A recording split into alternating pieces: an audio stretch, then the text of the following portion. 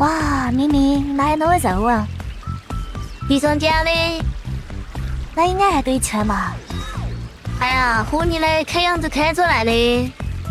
嘿嘿，都可以随便的，你说的我都愿意去。小火车带动的旋律，都可以是真的，你说的我都会相信，因为我完全信任你。细腻的喜欢，爆炭般的厚重感，晒过太阳，熟悉感。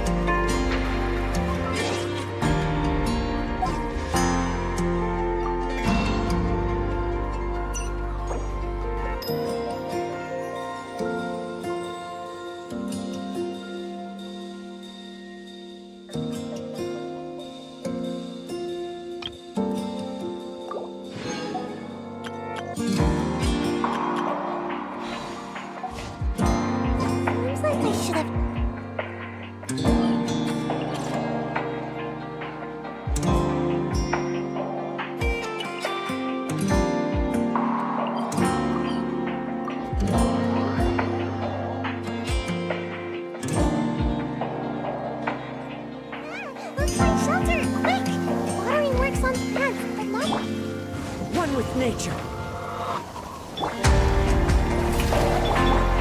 Settle down.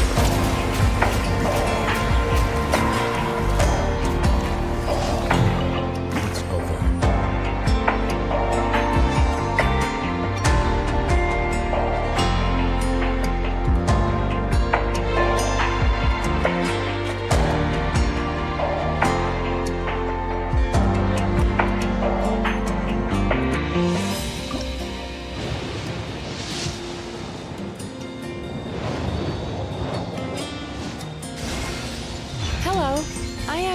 Mizuki, a clinical psychologist. If something's troubling you, feel free to talk it out with me. I can banish even the darkest of nightmares from your mind without leaving a single trace. Oh, you don't believe me? Well then, if you have a moment to spare, why don't you stop by my office?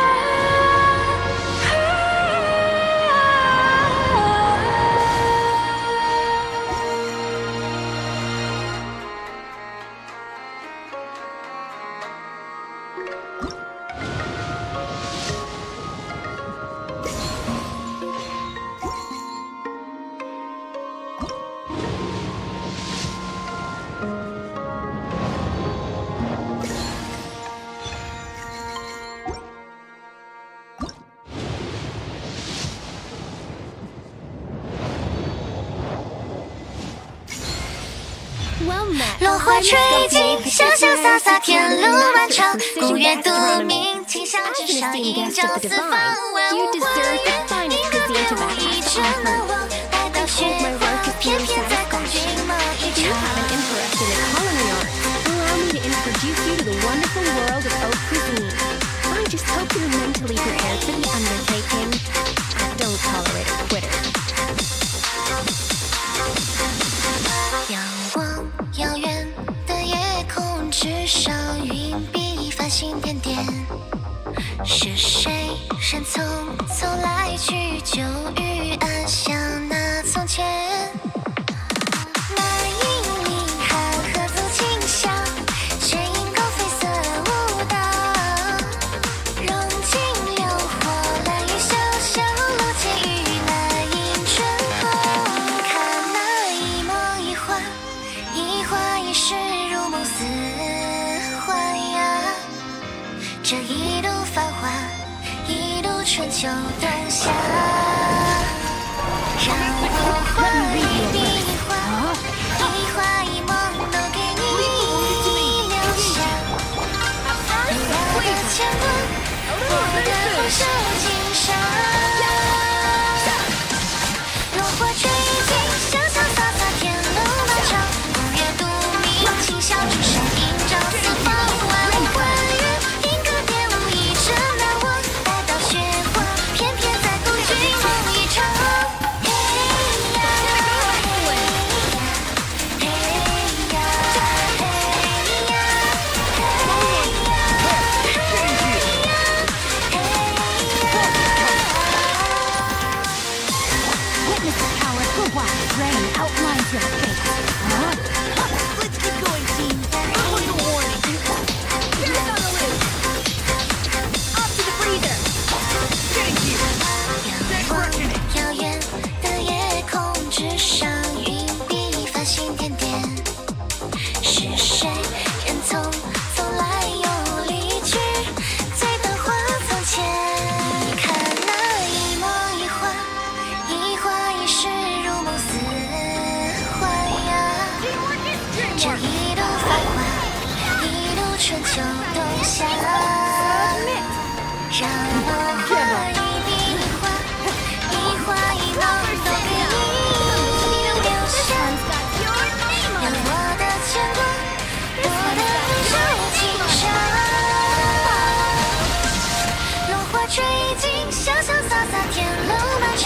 古月独明，清笑之上，映照四方。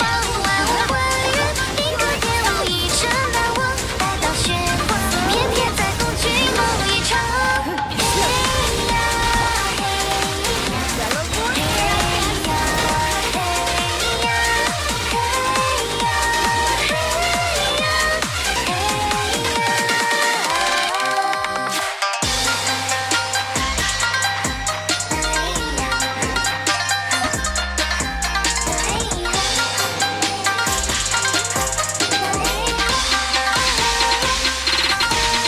落花吹尽，潇潇洒洒，天路漫长。古月独明，清笑之上，映照四方。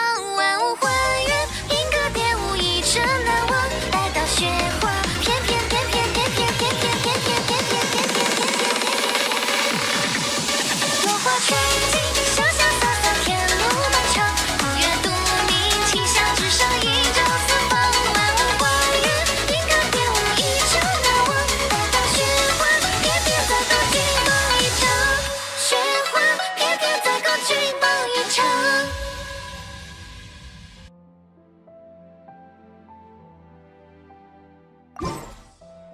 Melusines are beautiful creatures.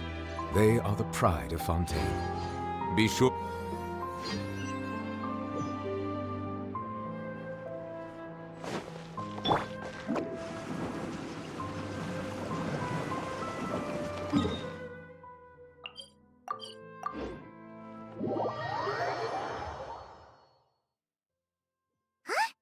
Is that Navia over there? Oh, it's been a while. Let's go say hi.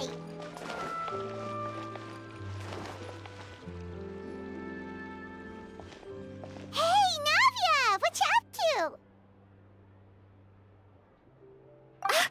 Shh. Relax, Monica! I don't want to see you back here until you're ready to wake up and start doing things properly! Right now, you're a disgrace to my kitchen and to the Hotel de Boer name! It was an accident. I'm sorry, did you hear me asking for excuses? No, I'll do better, I promise. Why is she so aggressive? She won't even listen to what the poor girl has to say. Oh, hey, cut her some slack. You gotta at least hear her out. Wait! Huh? Who do you think you are telling me? Wait a sec. Navia? Huh. So, you're bringing backup now. Suit yourself! You're still wasting your time!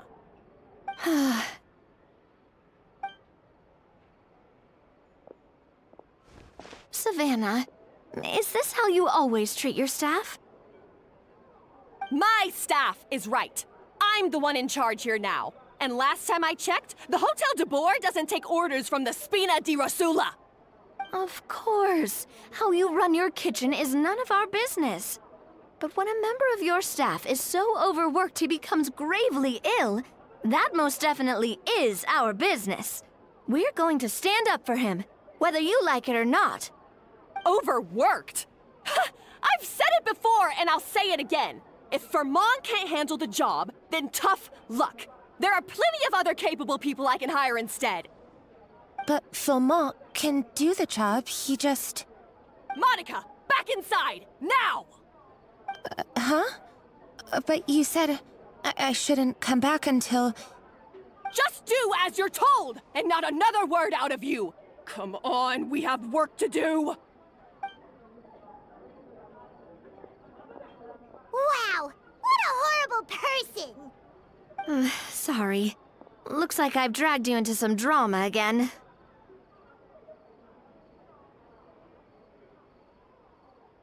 Her name is Savannah. She's the new head chef at Hotel de Boer.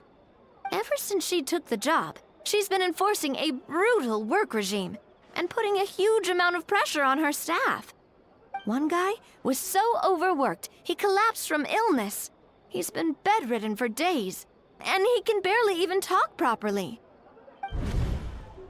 I'm sorry. I'm sorry. It's all my fault. I don't deserve to be a chef. At his family's request, the Spina di Rosula is trying to mediate on his behalf. We're not exactly making a ton of progress, as you saw. Savannah is adamant that Vermont's exhaustion and illness have nothing to do with her or how she's been running her kitchen.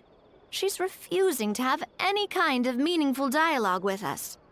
Our next thought was to talk to the other chefs at the restaurant and get a better idea of their working conditions. But with Savannah watching them like a hawk, no one has been willing to open up. And that's why I'm here, doing it the old-fashioned way. Camping out, watching, and waiting for an opportunity. Oh, shoot! It all makes sense now. Sorry. Paimon should have thunk before she spoke. Did Paimon ruin everything? Oh, no, not at all, Paimon. Honestly, the way she was laying into Monica, someone had to step in. I'm sure I would have piped up if you hadn't. And besides, I don't really think I'm built for espionage. Yeah, meaning it's gonna be all the more difficult to get the inside scoop now. Oh, I might as well head back to the Fleuve Cendre then. We'll need to come up with a whole new game plan. Paimon will join you, 'cause this is kinda all Paimon's fault. Oh, guys, it's fine. You don't need to worry about it. That said, if you were planning to visit the Fleuve Cendre anyway, let me take you out for a meal. I'll make sure it's a proper feast. A really famous chef just joined the Spina di Rosula's tavern. Her name is... Sorry to interrupt. I just wanted to apologize for the scene you witnessed just now. We shouldn't subject our customers to that. This is a small token from us. It's some candy from Monica. She asked me to make sure it was delivered into your hands. Monica's the one apologizing? Huh. Clearly Savannah is the one who owes an apology. Our head chef has been a little highly strung lately. Sorry for everything. All right. Since there's candy, Paimon will drop it. Not the candy. Thank you for understanding. We'll make sure to pass your feedback on to Miss Savannah. A little highly strung, huh? Paimon doesn't get it. How did someone like her even become head chef? Well, according to Fermat's family, she hasn't always been like this. But that's a story for another time. Let's try this candy. Oh, Paimon totally gets it. Come on, dig in! Huh? Hold on, there's something written on the wrapper. Find Escoffier.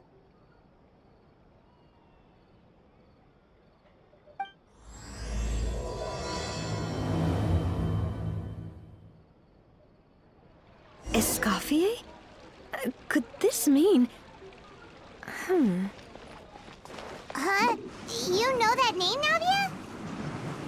Yeah. Let's stick to the plan and go back to the Fleuve Cendre for now. That's where we'll find Escoffier anyway. Make my escape.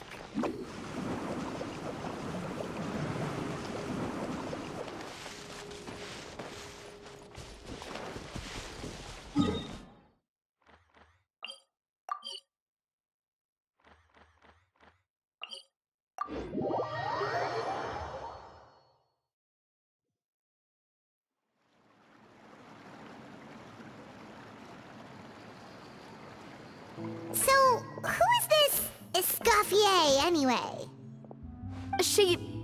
Well, for starters, she used to be the head chef at the Hotel de Bourg, before Savannah.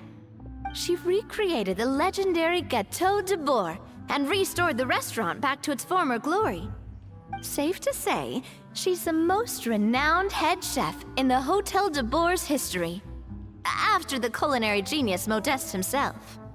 Gâteau de Bourg? That's the super exclusive cake that they only sell a few slices a day, right? Wow. Why the heck would she let Savannah take her place?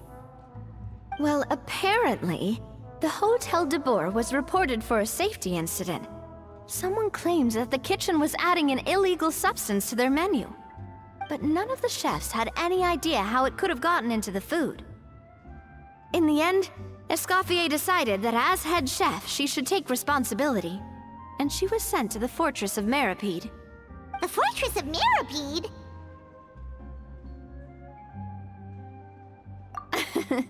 Well, you're right. The quantity of the substance they found was fairly minimal. Even the guards believed the whole thing was probably just an accident. Escoffier didn't have to stay in the fortress for long, but still, by the time she returned, the role of head chef had already passed to Savannah.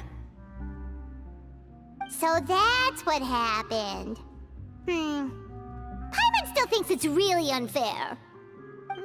Even though Escoffier is no longer head chef at the hotel, she's still well respected by the staff. So, I'm guessing what Monica wants is for us to convince Escoffier to try and negotiate with Savannah on the staff's behalf. Oh, Paimon gets it! Monica wants Escoffier to come back and kick Savannah out.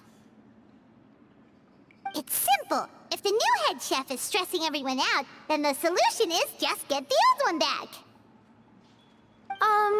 Well, about that... You thought cream of mushroom soup was ready to serve after 3.5 minutes on the stove! You'd have had more sense serving hot water with ice cubes. At least then you wouldn't have wasted all this perfectly good cream and mushroom! What do you say, Hilaire? I'm sorry, Cream. I'm sorry, Mushroom. As you can see, Escoffier is that kind of chef as well. You have to leave it on the heat for long enough to allow those flavors the chance to come out. Don't be fooled by the aroma when the water first starts to boil. Got it? Yes, chef. Then go back and do it again. The customers are still waiting. Remember where you went wrong and don't repeat the same mistake twice. Yes, chef.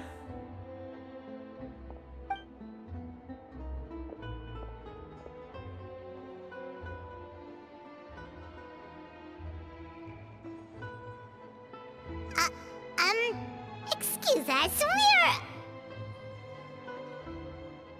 Waiting to be served?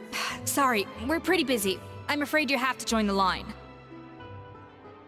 Oh, no, we're not here to eat. So you're not paying customers? Then I'm afraid the wait will be even longer. It's hard to talk to Escoffier when she's in the zone. Let's take a seat. We can catch up while we wait.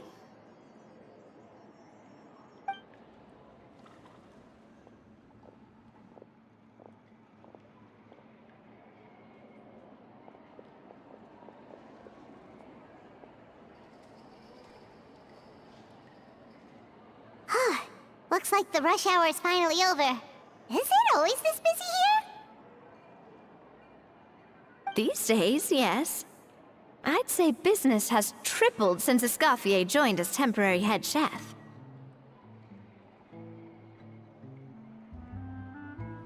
Well, in her words, the Hotel de Boer doesn't need her anymore. It doesn't look like she's got any plans to go back. I guess I'll be heading off then. Wait, take these home with you. We can't serve them now, and there's no sense in letting them go to waste.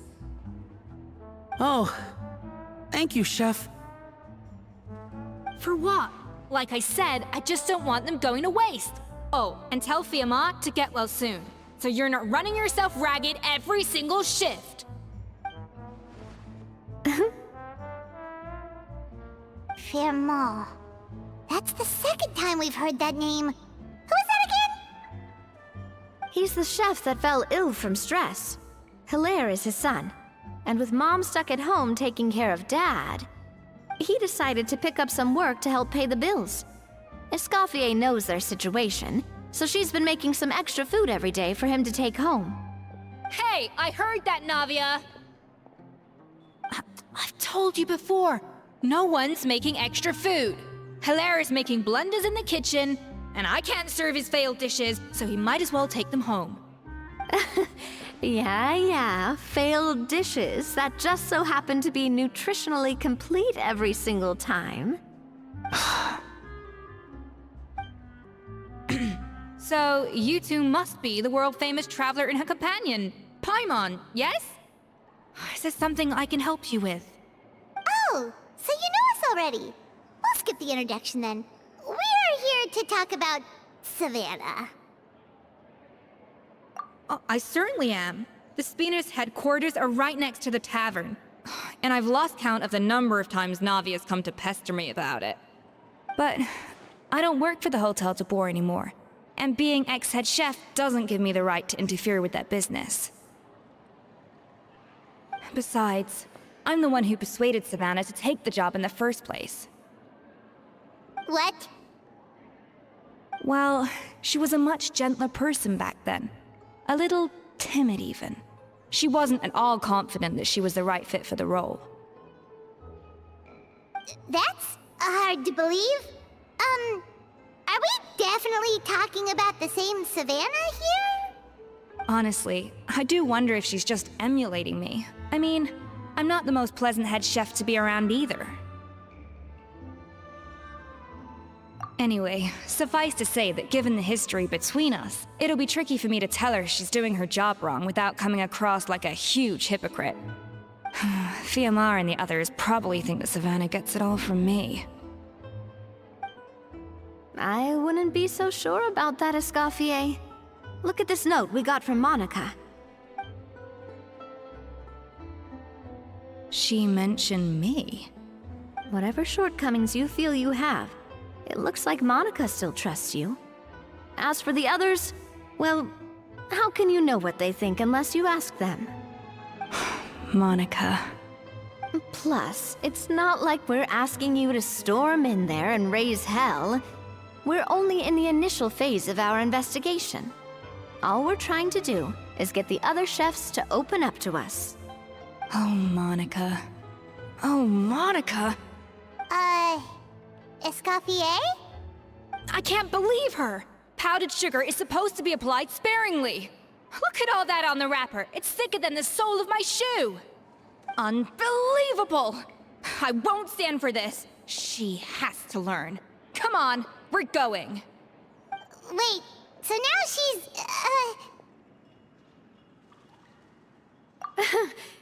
Let's go catch up to her. We don't want to keep her waiting.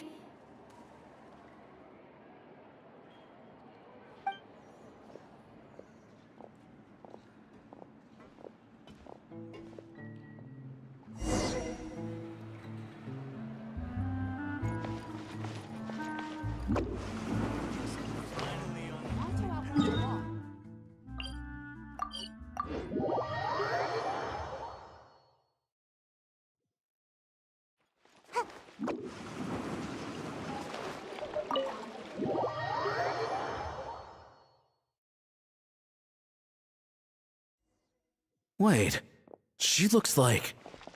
Is that a Escoffier? I'm sorry. I'm so sorry.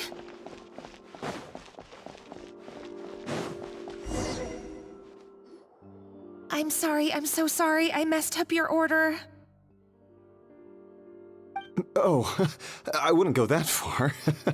Maybe the taste is a little off, but if you hadn't brought it up, I don't think I would have noticed. But, please, you have to forgive me or Chef is gonna... Okay, I know. I'll kneel before you. What the heck? Get up, Monica! Can't you see that you're just making your customer feel more awkward? Escoffier? If you want forgiveness, then do what any self-respecting chef would do. Make the dish again. And this time, get it right. You cannot go begging your customers to feel sorry for you. Savannah said that I'm not allowed back in the kitchen until I've corrected my mistake. But if I can't go back into the kitchen, I can't do the dish over. That's some backwards logic. How can you fix your mistake without being allowed to cook? If this is what Fermat had to put up with, then no wonder he had a breakdown. We apologize for interrupting your meal, sir. It's fine. With my layman's palate, it's not like I can tell the difference anyway. I was actually quite enjoying my meal until she appeared out of nowhere and started apologizing. Gave me a bit of a fright, to be honest. Oh, well, it's because Chef Savannah tasted a bit of the leftover soup from my pot and then threw me out of the kitchen. Gosh, that's pretty strict. Has she always been that way? I don't recall things being like this when Escoffier was head chef here. I gotta say, you're all looking a little worse for wear these days. I mean, Escoffier was strict too, but I think the difference is that her criticism was more constructive, so you knew what you did wrong and how to improve, and we all knew that it came from a good place. Chef Escoffier was hard on us because she truly wanted us to reach her level. But these days, whenever we make a mistake, we just get told to wake up, get your head in the game, or just do it again. And it's only gotten worse since word got out that Chef Escoffier had started working again in the Fleuve Cendre. Monica, you don't need to call me chef. I'm not the boss here anymore. Yeah, but through no fault of your own, what happened back then, that wasn't on you, and all of us know that. That banquet was a huge event, and so many staff were involved every step of the way. With so many moving parts, there's no way of knowing how that Lumiline ended up in the food we served. Lumiline? What's that? A new drug from the Fontaine Research Institute, produced from an extract of the Lumitoile. Apparently it sharpens the senses, so they used it to treat people with impaired responses to stimuli. Oh, yeah, I've heard about that. They found out you can use it as a flavor enhancer since it stimulates the taste buds. Makes things pretty addictive. They also found that overuse can have mood-altering effects, and even lead to nerve damage. So it quickly ended up on the guard's list of controlled substances. Unfortunately, however, some food products containing the additive had already made it to the market by the time the guards banned it from the restaurant industry. Everyone knows that in all likelihood, someone probably just purchased a batch of contaminated ingredients by mistake. But you took all the blame. We all know why. You just didn't want to see this turn into a place where tensions are constantly running high, because everyone's suspicious of each other all the time. And now look at you, a fry chef in the Fleuve Cendre. What are you trying to say? Sure, the Spina's Tavern is no Hotel de Boer, but come on. It's not that bad, is it? Oh, the Fleuve Cendre, you say? Great. That's where I'm dining from now on. Monica, I'm very happy with my current job. And there's no changing the past. We just have to let bygones be bygones. Besides, at the end of the day, I was the head chef, regardless of whose mistake it was. Ultimately, the responsibility lay with me. If only Savannah was half the boss you were. I'm sorry? Do you have a problem with my conduct as head chef? No, chef. So, you do remember who's boss? Escoffier? I thought you'd left this place for good. What are you doing back here? What happened to you, Savannah? Why are you acting like this? When I turned this place over to you, You made me the head chef and gave up your right to tell me how to do my job. You're not the boss here anymore, so stop acting like you own the place. Whoa. Sounds like someone has a chip on her shoulder.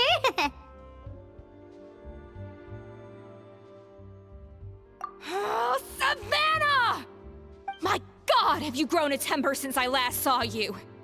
Have you put even half the amount of energy into improving your cooking skills, or are you still using the Pluie Lotus as an off-brand marcotte, thinking no one can tell the difference? That's none of your business! What happened to not storming in and raising hell? Ho ho! I was not expecting to see something this spicy as soon as Escoffier returned. Huh? Primogem? Aye, miladies. Might I make a humble suggestion?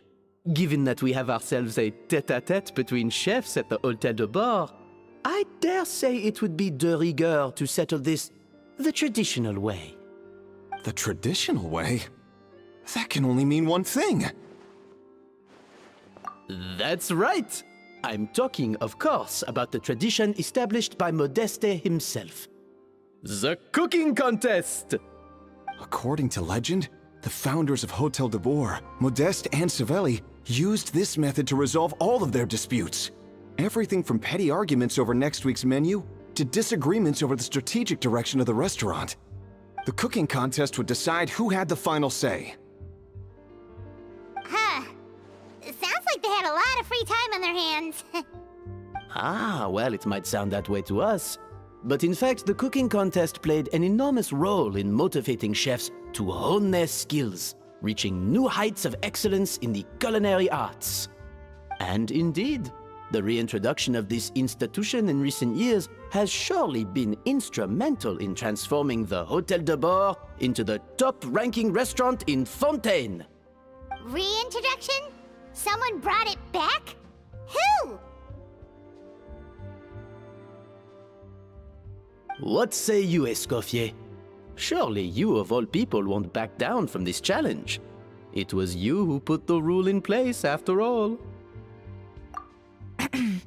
Sure, I reinstated it, but I'm not a chef at Hotel de Boer anymore.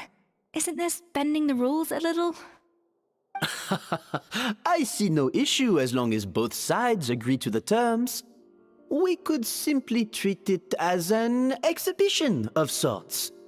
Savannah, any objections? Exhibition. Huh. No. If we're going to battle it out, let's put it all on the line. If I lose, it's up to you what happens to me. I don't want anything to happen to you. But if you lose, you hand over the Codex de Boer to me. What? The Codex de Boer?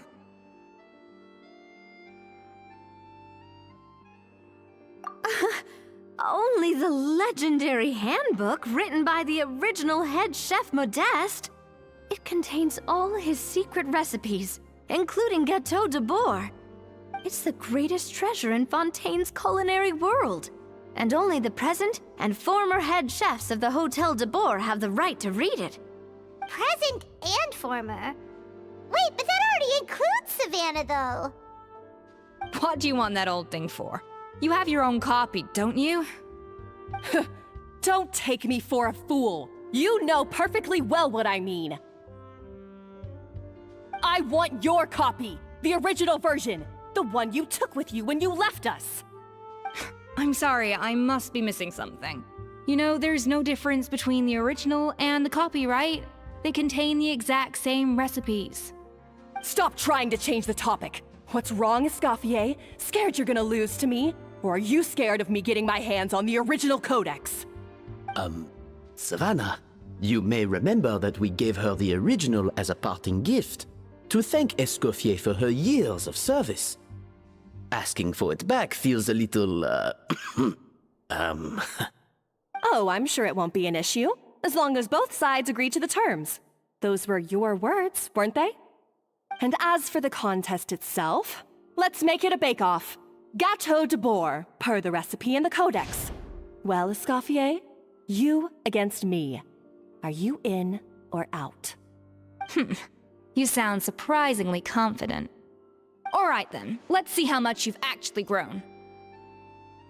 I hope you surprise me, Savannah.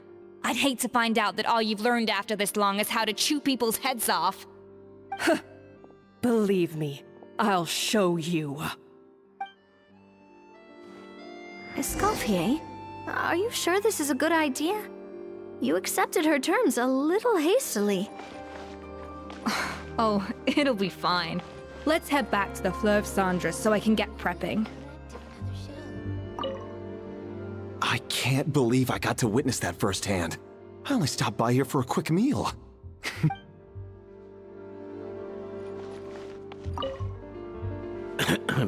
I do apologize. This whole ordeal reflects rather poorly on us. I'm afraid it's not quite that simple. The Hotel de Boer runs as more of a partnership, you see. It was founded by two friends, Modeste and Savelli, and it's been that way ever since. So, while I am technically Savannah's boss, it's not really my place to interfere with the business of the kitchen. To be perfectly honest with you, that's part of the reason why I suggested a cooking contest. If Escoffier wins, it would be the perfect opportunity for her to talk some sense into Savannah. Or, of course, if she wanted to return, then... But anyway, I'm getting ahead of myself. Whatever the outcome, this contest will hopefully serve as a turning point for us. Please, pass on my best wishes to Escoffier. I must say, Savannah surprised me with her confidence. Does she really believe she can best Escoffier in the kitchen? I thought she was just blowing off steam when she first raised the idea to me.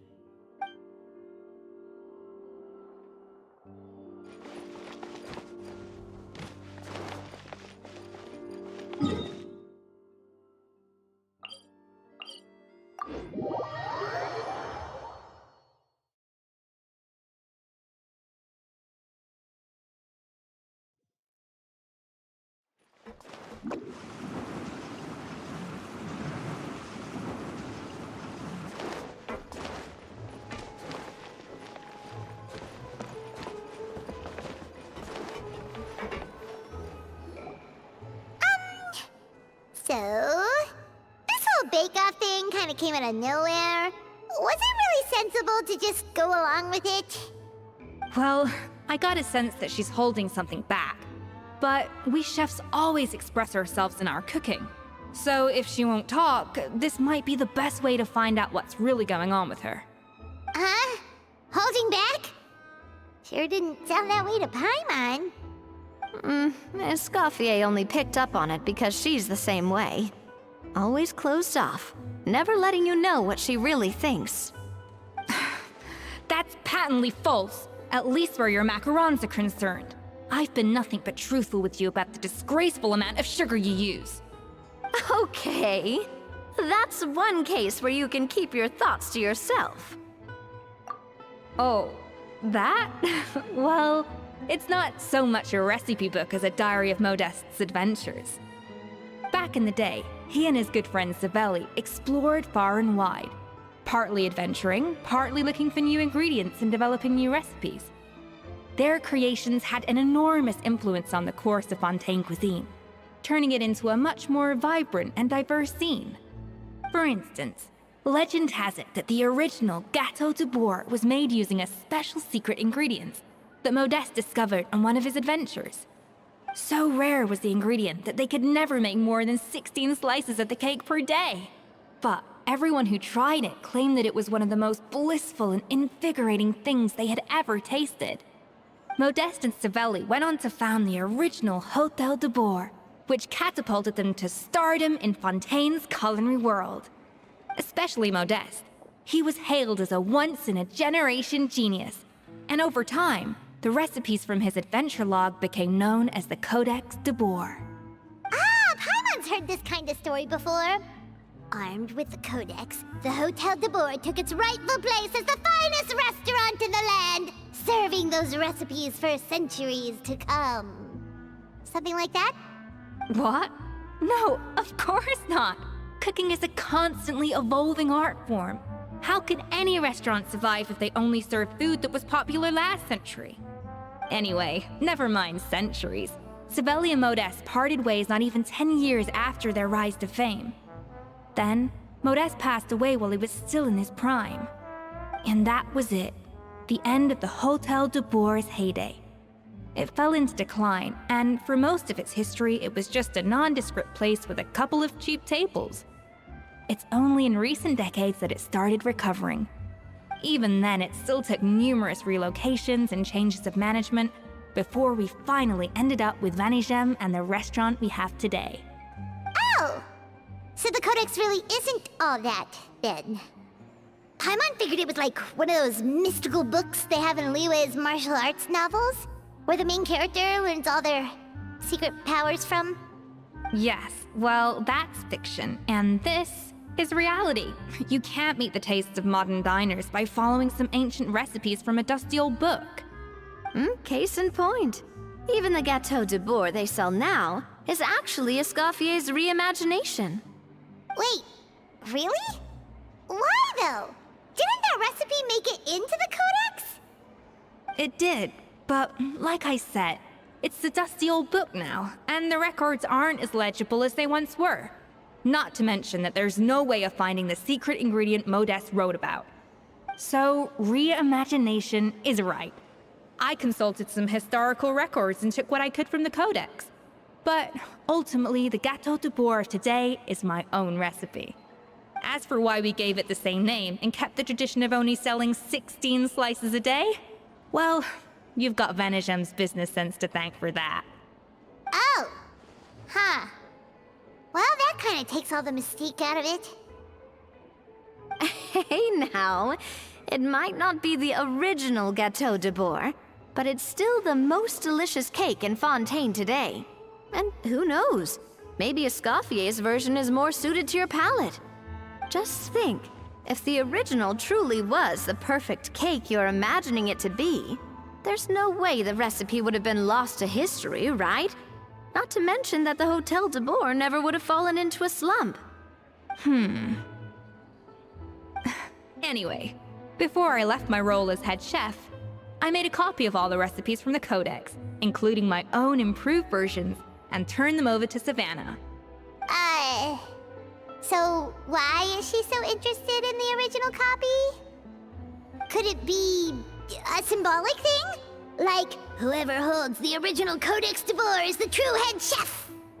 Well, it was clearly precious enough to give to Escoffier as a parting gift. Meanwhile, Savannah only got a copy. Maybe from her point of view, it's like management doesn't truly see her as being worthy of the role. You think so? The only thing is, it was her suggestion to gift me the original in the first place. Well, a joint decision by her and Primogem. But still. What? Huh. Guess she's had a major change of heart since she became head chef. Yeesh. Who knows? We could speculate forever. Better to just let our gato do the talking. It means besting her in this bake-off, and then getting her to explain herself, even if I have to beat it out of her with a spatula. However much she's changed since we worked together, I believe that she still has her chef's pride. And if she respects the art, she'll respect the outcome of our contest. Well, I'm confident that you and your spatula can get justice for Froment. All you need to do now is win the contest. But that should be a breeze for you. Let's not get too ahead of ourselves. Gâteau de bourg is very complicated to make. Usually, it takes 3 chefs working in tandem to cover everything. Now, if I had to push it, I could probably do the work of 3 chefs myself. But I'd prefer to play it safe if I can find a couple of assistants in time. Well, that's easy. The 3 of us are veterans in the kitchen. You just need to pick 2 of us. Well, I have heard the Traveler is an accomplished cook, as well as a warrior. But be warned, I will hold you to exceptionally high standards. Think you're up to the task? Oh, count me in too. I've spent weeks perfecting my macarons after your scathing review. Even if it means competing against the Traveler, so be it. I'll show you what I'm made of. Confident. I like it. Alright, let's start with some elementary mise en place. Show me your knife skills.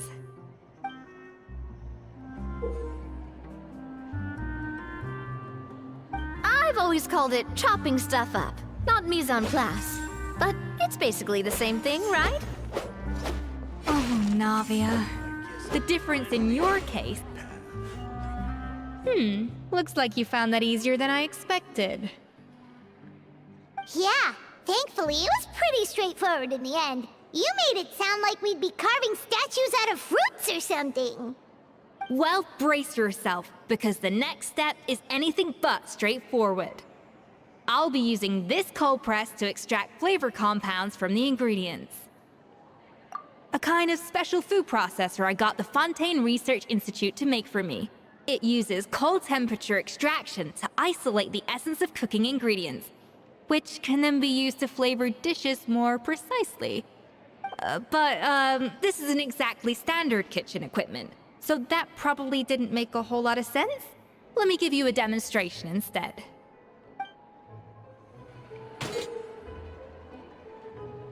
Custom-made equipment from the Fontaine Research Institute, huh? That's some pretty high-tech food prep. Paimon's never used anything this weird before. Cool! No, weird. And done. These are the flavor compounds extracted from our ingredients. I processed all the fruit you chopped up earlier.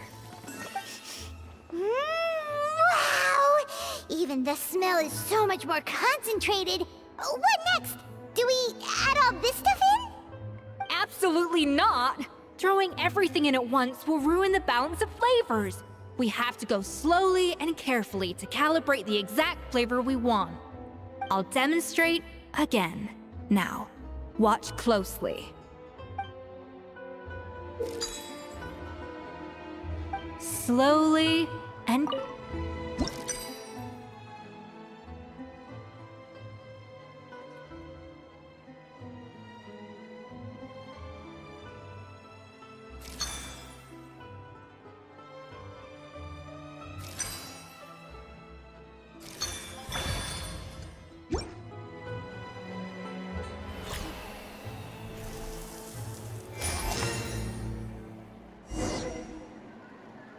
And voila!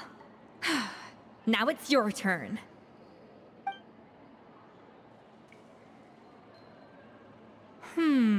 Not terrible.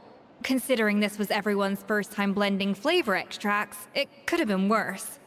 But the Traveler's work was surprisingly good. Are you sure you've never done this before? You got almost perfect results on your first try. That goes without saying. Still, credit where credit's due. You did well. Alright, now for the part I've been looking forward to. I want each of you to cook something from the Hotel du Bois' current menu.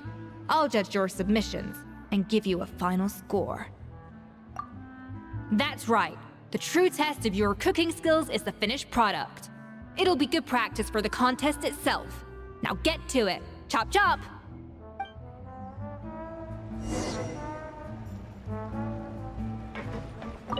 How's it going?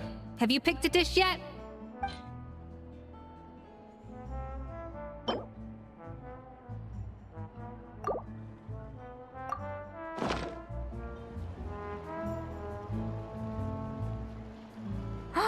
Look at that! With the grace of a snow-winged goose, as I like to say. Now, let the grating commence.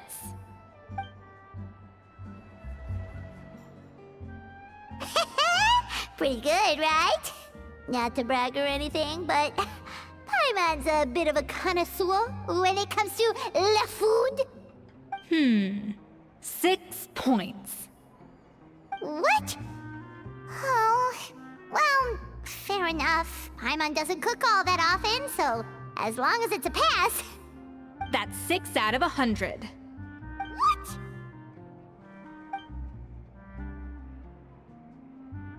You say you're a connoisseur, but it's quite clear from this dish that you have far more experience consuming food than creating it. By that logic, I suppose you think listening to Lady Farina on repeat every day would make you an opera singer. Aww. Oh, me next! I'll have you know that this batch of macarons has 2 whole tablespoons less sugar than my previous ones. So you went from 12 tablespoons to 10? Well, it's nice to know you actually measured it out. Because it tastes like you just threw in whatever was left in the jar.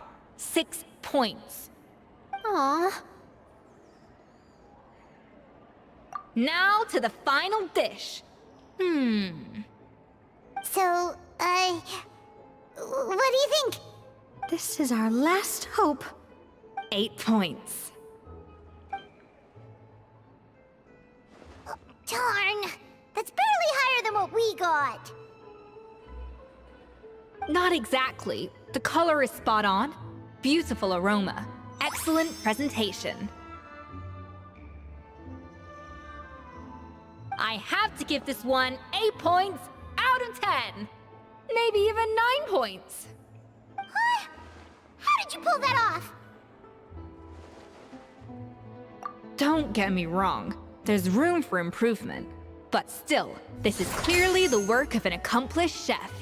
I can tell that you've put many hours of work into honing your skills in the kitchen. I can really taste the grace of the snow-winged goose in this dish. The traveler's journey, with all its trials, tribulations, and setbacks.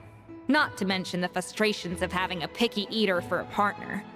Hey, you made that last part up! No way did you taste that!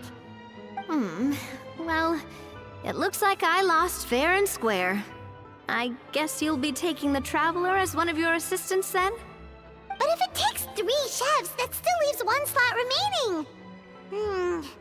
Maybe Paimon and Navia should keep practicing and see how it goes? Chef Escoffier! Oh, it's Hilaire! What brings you here? I heard the news about the cooking contest. You're doing Gâteau de Bois, right? I was just wondering if you needed any help? And you think you're up to the task, do you? Oh, no, I know I'm not there yet. It's actually my dad who wanted to help. Firma? Last I heard, you could barely get out of bed.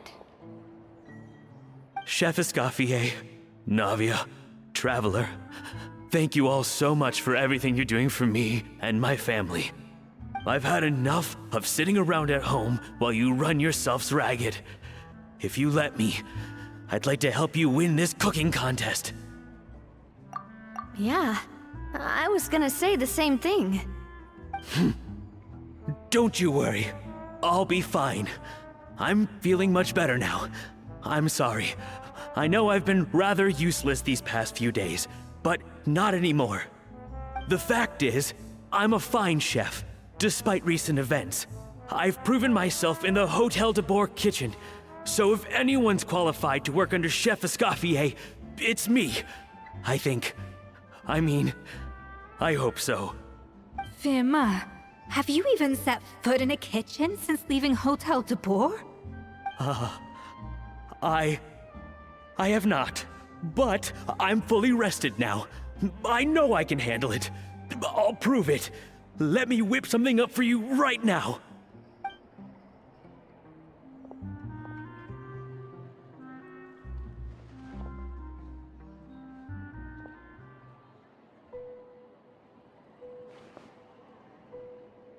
Huh? That's strange. Why are my hands shaking? What do you call this, Firma? I can't seem to grip my knife. Do it again! Again! Again! I... Hopeless. Get out of my kitchen yesterday. Dad, what's wrong? I don't understand. I was feeling so much better, and then Will I never be able to work in a kitchen again? Dad, talk to me. What happened? I think the real issue here is not physical exhaustion, but psychological trauma. Monica, when did you get here? Probably because you were all concentrating so hard on your cooking. I didn't want to interrupt your flow. But anyway, Firma, I'm so sorry. If only I'd known how serious your situation was, I would have stood up for you sooner. You have nothing to apologize for, Monica. During those long nights of redoing every order, you were the only person who looked out for me. Oh, come on. All I did was make you some tea. I doubt it was much help. Savannah was so ruthless toward you. I probably should have brought you something stronger. She sounds like the worst. All right, another Savannah horror story. Let's hear it. She's been getting harsher and harsher on us ever since she heard about Escoffier's new role in the Fleuve Cendre. Seems like no matter what we make, she'll find something wrong with it. What is this? It looks like a dog's been at it. In the trash now! Then she orders us to redo the dish again and again, but we never know what's going to make her happy. Do it again, do it again, do it again! Every time you remake it, you just get another earful from her. Either straighten yourself out, or get out of my kitchen! So now, it seems like just picking up a kitchen utensil gives me flashbacks of her yelling at me. Oh man, that must be awful. The more I want to get it perfect, the more my hands shake, and the more scared I am of making another mistake. How can you give up so easily, Firma? You weren't a quitter when you were working for me. And even under Savannah, you talk about working late into the night trying to perfect your dishes. That says to me that you still hadn't lost that determination to prove yourself. What changed? I don't know what's come over me. When I think back, I just remember feeling like my heart and my hands were growing heavier and heavier as the shift went on. Each time I had to redo a dish, my heart sank a little further. Maybe Savannah was right. Maybe I am just hopeless at this. Dad. I see. Well, it sounds like there are some deep issues at work here. Ones that won't be resolved by merely seeking compensation. I will win this contest, and after that, I encourage you to approach Savannah and talk this out. But what if you can't find another assistant in time? Clearly, I'm in no state to help out. You think being one person short will ruin my chances? Let's not forget, I taught you and her everything you know. Even if I had to go it alone, I would present the perfect gâteau. Oh, well, and Navia will still keep practicing, just in case. And so will I. Yeah! And if worse comes to worse, we can always get the Spina di Rosula to put out an emergency call for chefs. There's gotta be someone out there, right? Actually, I thought maybe I could help. That's sort of why I'm here. What? Why didn't you say so? I was going to, but then... well, this is the first chance I got. You do this for us? Thank you so much, Monica. Alright, fine by me. But aren't you still working for Savannah? Joining the other side seems like a guaranteed way to put your future employment in jeopardy. I know, but it's all right. I've made up my mind. With the way things are, I can't keep working for Savannah much longer anyway. Unless I want to become the next Firma. I'm done with sucking it up. It's time to try and turn things around. If this cooking contest can get Savannah to see the error of her ways, then I'm sure she'll forgive me for this. Whoa! Hyman didn't think we'd be poaching from Savannah's staff to get our third person, but there you go! Anyway, Monica's a professional chef, so nothing could possibly go wrong now! Great! Then it's settled. And to congratulate you all on making the team, I propose a Spina-sponsored meal to celebrate. Spina sponsored? Wait, you mean I'm cooking? Well, I promised the traveler a feast in the Fleuve Cendre. And I know how much you've been looking forward to it. Yeah! Feast, feast, feast! Alright, if you insist, then prepare for some of the finest food of your lives.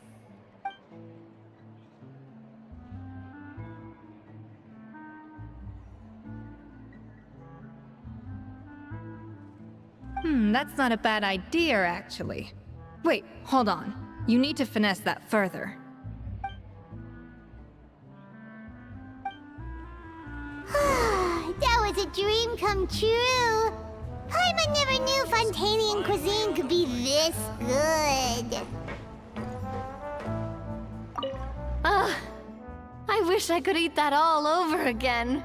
It's not often that Escoffier goes all out like this. And it's all because of you, Traveler.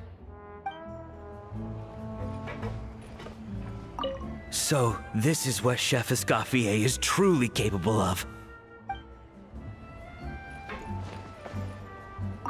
Wow. I don't know if I'll ever be able to cook as good as that.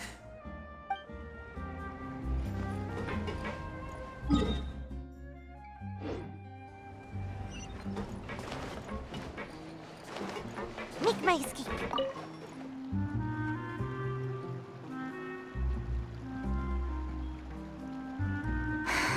Why, Savannah?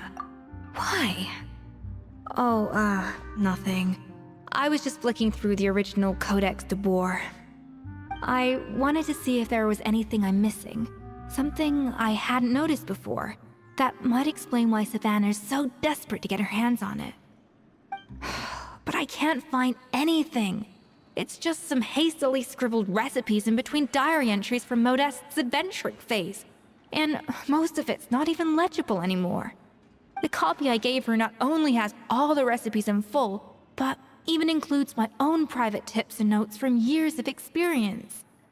Surely that's infinitely more useful than this old thing. Yeah, maybe.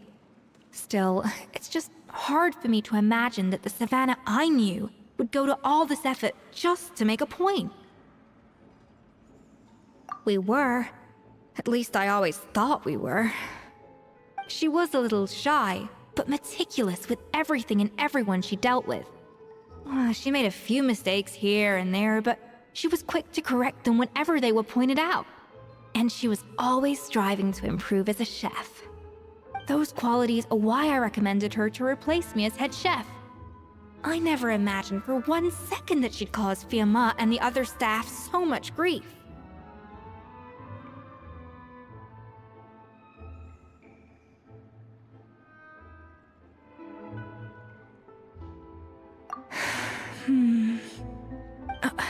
Well, I mean to an extent, of course. I pushed hard for her to get the role. And the idea that she turned out like this because of me is difficult to come to terms with. I wonder if this is how Modeste felt back when he was writing the Codex. Yes, with his good friend and co-founder of the Hotel de Boer, Savelli. The story goes that after Modeste unveiled his Gâteau de Boer and was hailed as a culinary genius, he was admired and adored by all. But his newfound fame slowly drove him and Savelli apart.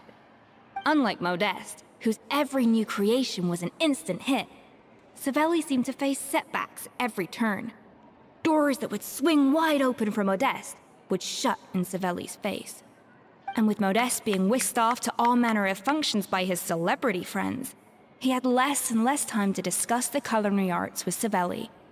People started gossiping about Savelli, and their relationship between the two gradually soured.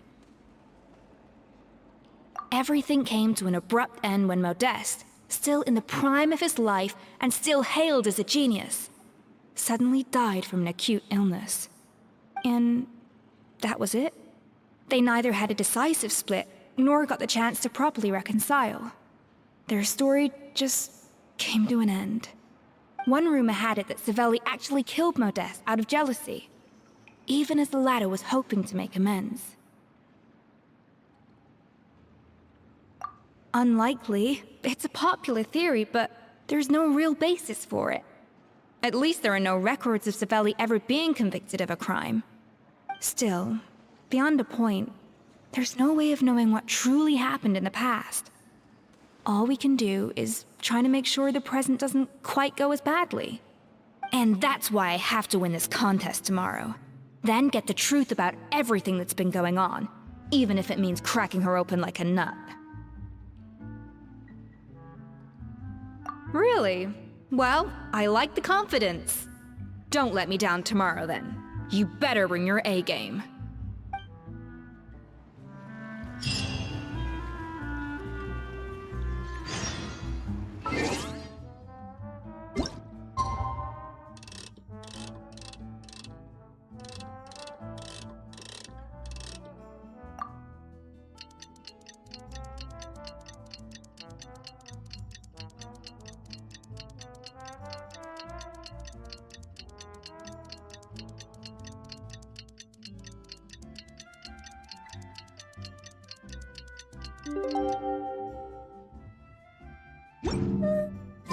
It's Cooking Contest Day! To the Hotel de Boer! Toot sweet!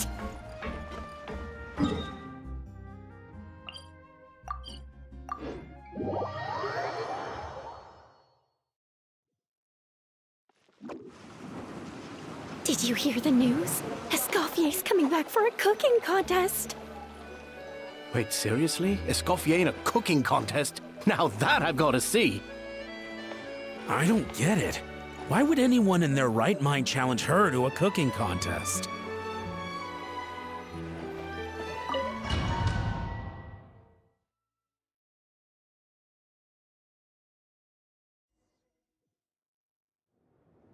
Mesdames et messieurs, welcome one and all to the Hotel de Boer and to this most exciting of cooking contests! Savannah, I've brought the original copy of the Codex you asked for. Monica? Huh. In the interests of fairness, this contest will be conducted in a double-blind format. Once the dishes are complete, they will be sent to the back of the kitchen where they'll each receive a label. The labels will be placed out of sight underneath the plates, only to be revealed after the judges have sampled them and reached a final verdict. This is to ensure that no one will know which dish is made by which contestant. As one of the judges, I promise to be fair and impartial. When my meal got interrupted yesterday, I never thought this is how they'd make it up to me. Getting a seat on the judging panel is a pretty sweet deal. Both contestants have taken their positions. Then, without further ado, Let the Hôtel de Bord cooking contest commence!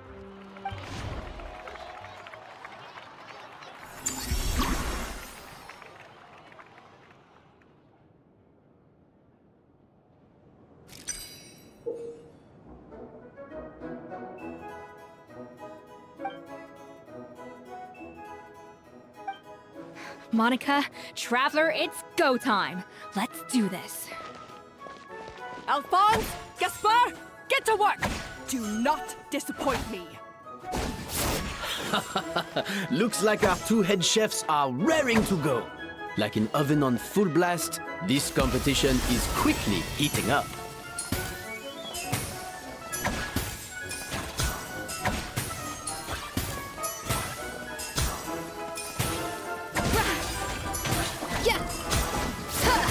That should be enough flavoring. Now hurry up and balance the flavors.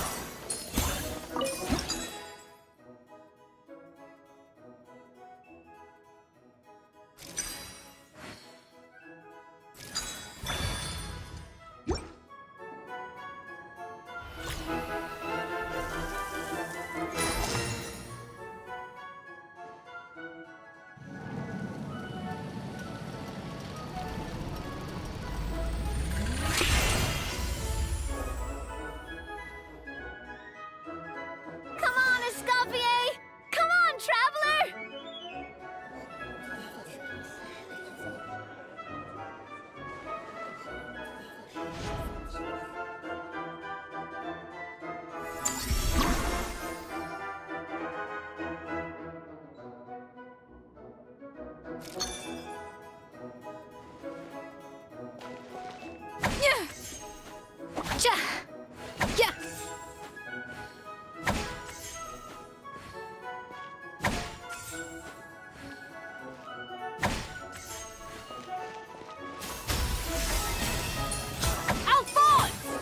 Are you playing at?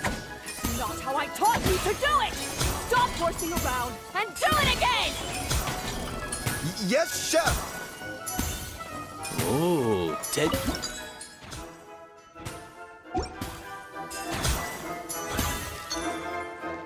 For goodness sake, Savannah, what are you doing?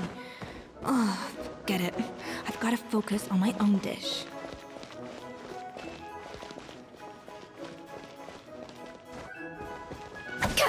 Off to the freezer!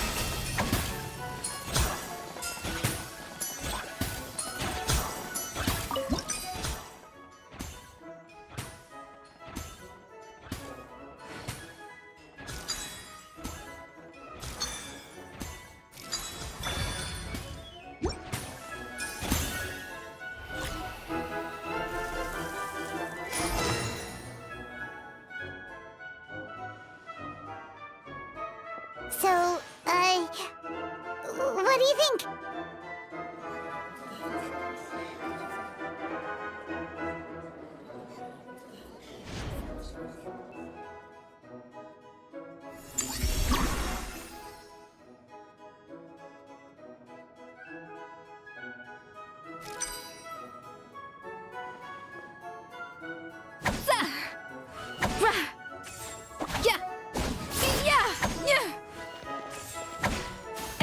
Frosting!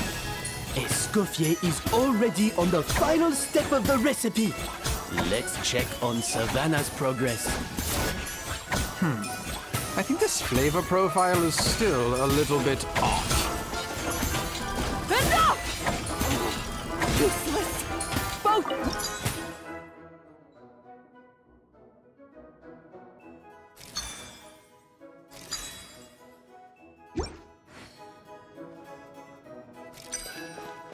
Wow! Is Savannah serious? Can she really make up for lost time working alone?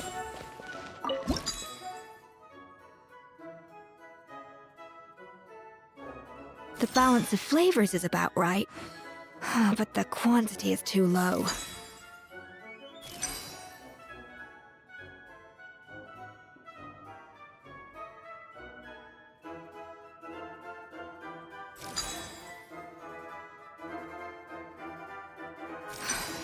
Stay calm, Escoffier. There has to be a way to balance the flavors. Just think.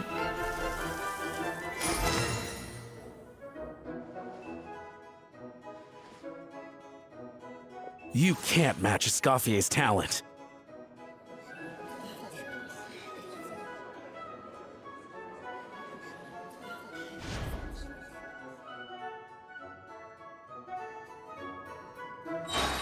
I present to you Gateau de Bourg.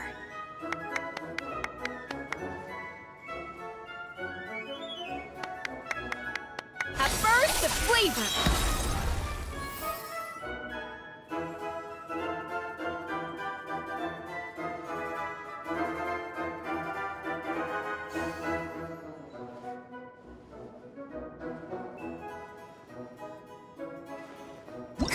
That went just as I expected.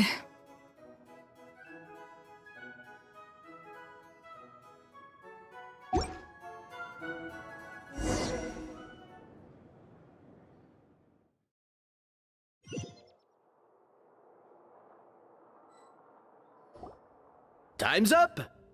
Contestants, please take your dishes to the back.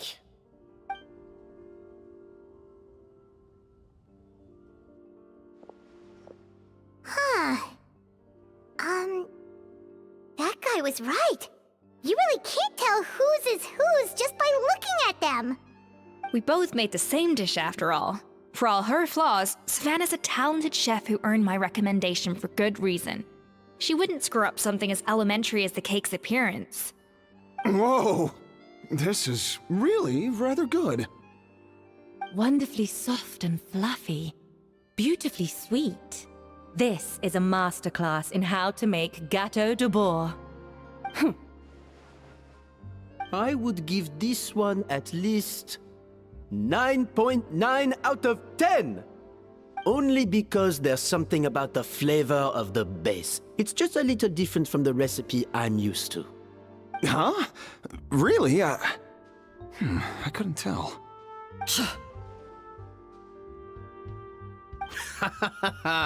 All right, on to Gateau number 2. I haven't had a single bite and already this aroma is a delight to the senses.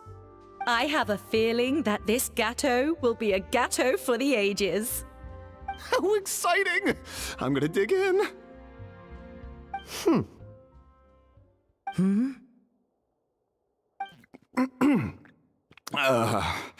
I think maybe someone got a little carried away when they were adding the sugar.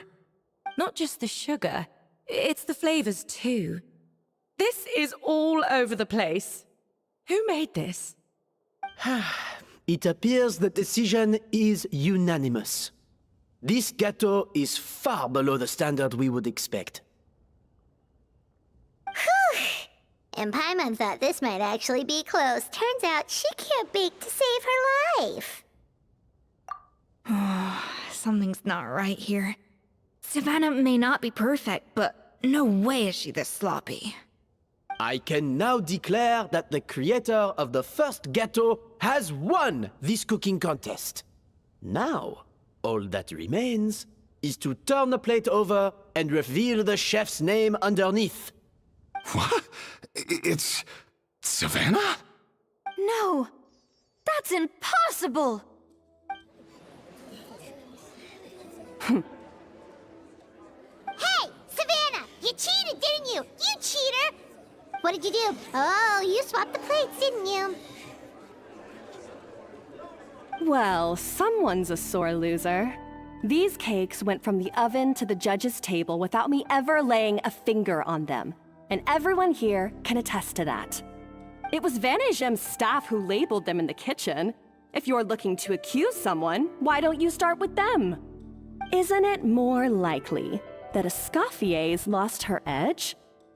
Oh, or maybe her assistants let the team down. You take that back! Judges, we demand a rematch. That's enough! What's done is done. As head chef, or rather as team lead, I take responsibility for the dish I served. Whatever went wrong and however it happened, I should have spotted it. Savannah, I didn't think you'd stoop this low just to beat me in a bake-off. What happened to your chef's pride? I don't know what you're talking about. If you want the Codex de Boer that much, you can have it. Escoffier, no! But you must promise me that you'll apologize to Firma and compensate him for everything you put him through. It's a little late to be negotiating terms. The contest is over and I won. That means you owe me the Codex, and I owe you nothing. Look, Savannah, you may have fooled everyone else, but can you really fool yourself? What I'm offering is to accept defeat without looking to expose what you've done. But only on the condition that you promise to stop putting so much pressure on your staff. Fine. I'll treat this as your final handover of duties from one head chef to the next. So, will that be all, ex-head chef? Or is there any other unfinished business you'd like to leave in my hands? I didn't mean that to be a scolding from your former boss, just a word of advice from a fellow chef and a friend. But I don't know if you're even open to input from other people anymore. I know what I'm doing. I don't need your advice. All right, fine. I'm glad to hear it.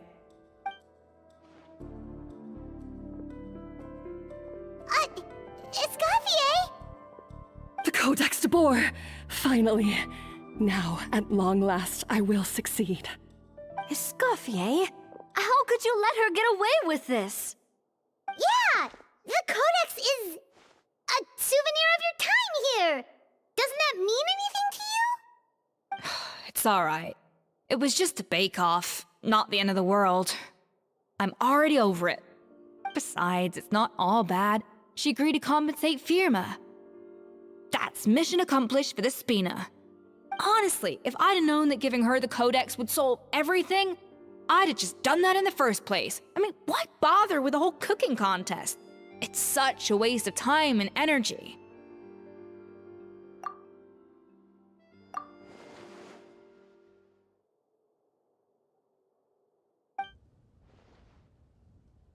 No. No! This doesn't make any sense! Huh? That's it? No secrets, no nothing? I don't believe it! This can't be happening. Oh, Chef Savannah!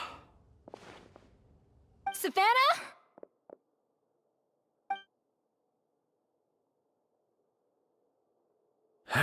It's nothing life-threatening. Just a lot of pent-up stress and exhaustion. Oh, I knew it. Pent-up stress? Her? The truth is, however hard she might be on the rest of us, the person she puts the most pressure on is herself. Yes, there are nights when she makes us redo things over and over into the wee hours. But for her, it's every night. She'll hide herself away in the kitchen, working on new techniques and recipes, and only realize how long she's been at it when we come to work the following morning. But why? Why would she do that? Our best guess is, she doesn't want to be seen as less of a chef than Escoffier. And there it is. Even so, that's no excuse for taking her anger out on the rest of you. Yeah, and it's definitely no excuse for cheating in the cooking contest. About that, we honestly have no idea how she did it. We were focused on our own work the whole time, like she asked. Leone and Algalia were the ones I tasked with labeling the cakes.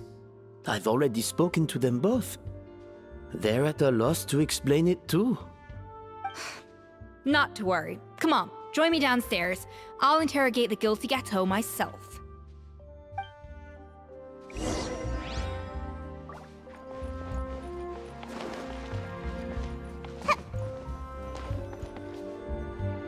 Well, how is it? Have you figured out what it was? Oh, this is aggravated assault on my palate. I'd rather eat wet cement than this. Is it really that bad? I made sure to taste test it before it was served. Oh, Relax. This isn't your cake. Savannah never switched the plates. The offending flavors are coming from in between the icing and the cake base, which means someone tampered with it while it was being made. Or in other words, we have a traitor in our midst.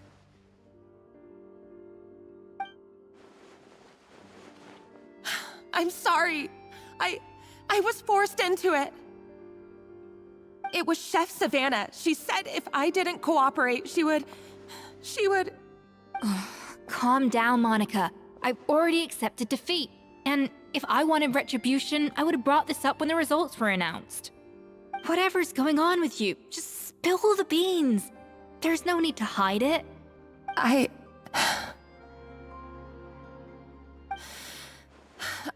was the one who caused the food safety incident that one time. Food safety? Wait, you mean the Lumaline incident? So you procured the contaminated ingredients? I think so. Savannah and I were on procurement that day. I didn't check everything as well as I should have, and so I let contaminated ingredients make it into the kitchen. But I swear I didn't do it on purpose. I had no idea there was an issue with them, and I didn't know it would end up with Escoffier going to jail. But the last thing I expected was for Savannah to use it as leverage to blackmail me with... This is crazy! So Savannah pressured you into sabotaging Escoffier's cake by threatening to expose your secret if you didn't?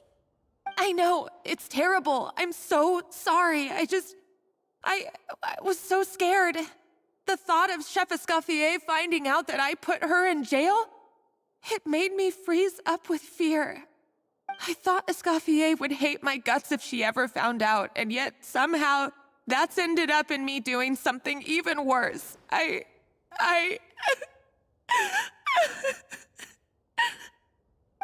Seriously? All this fuss over a little slip-up? Firstly, it's not like I got a life sentence. I did my stint at the fortress, and now I'm out. And secondly, I had my own reasons for leaving the Hotel de Boer. This wasn't the only factor. So, you don't need to feel ashamed or frightened or anything like that. Any more than you need to add butter when you're pan-searing foie gras. You mean... you forgive me? Oh, well, I'm not saying you don't have to take responsibility for your mistakes. You should tell Primogem to mark down your performance for the past few months. Then do some digging and find out exactly where those contaminated ingredients came from. Sure, you've made mistakes, but now's the time to fix them. Understood? Understood. Good. Now, back to Savannah. What about the original codex would compel her to resort to blackmail? I have my suspicions. Not that I've got any proof to back them up, though. Ugh. What happened to me? I've overheard some customers murmuring about how the Hotel de Boer hasn't been the same since Escoffier left. They think our menu doesn't taste like it used to, especially our signature items. Now that you mention it, I noticed it during the contest too. I couldn't put my finger on it, but the flavor seems subtly different from how it used to be.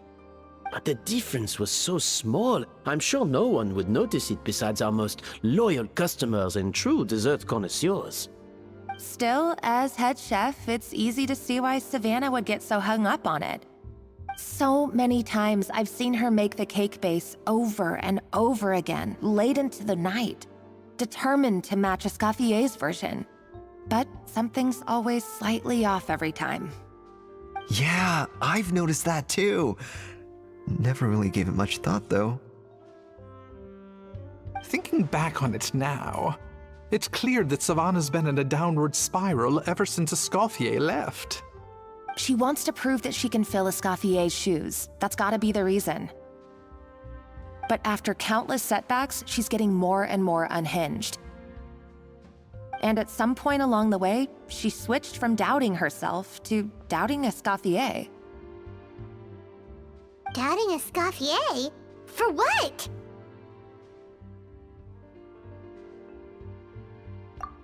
Yeah, it would explain why she was bent on getting the original at any cost. She must have thought Escoffier purposely omitted key details from her recipes when she copied them out. Also, she could retain her place as the #1 chef in Fontaine, the only one privy to all the secrets of the trade. Oh, for goodness sake, what a stupid idea. Of course. Then she finally got the codex only to discover that the secret recipes she's been pining for don't exist at all. Seeing how utterly wrong she was must have been a real shock to the system. It probably brought up everything at once. It overwhelmed her, and she passed out. There's still one thing that doesn't make sense, though. If Savannah had the real recipe all along, how come it tasted different? She might not be on the same level as Escoffier, but surely after like 50 attempts, she'd get it right one of those times. You'd think so, but geniuses like Escoffier are in a league of their own.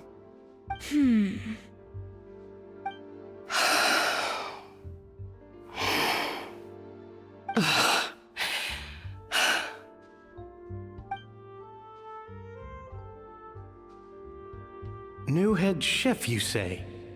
What's her name? I don't think I've heard of her before. I wonder, can the Hotel de Boer keep its edge without Escoffier at the helm?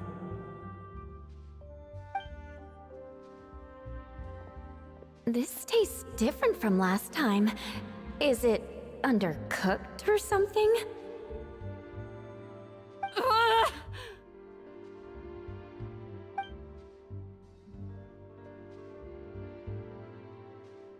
Take this. It's a copy of the Codex de Boer. From now on, you will be its keeper. Don't listen to the doubters. If I say you can do it, then you can do it. Even if you don't believe in yourself, at least believe in me. Hey, did you hear me? Once I'm gone, the restaurant is all yours.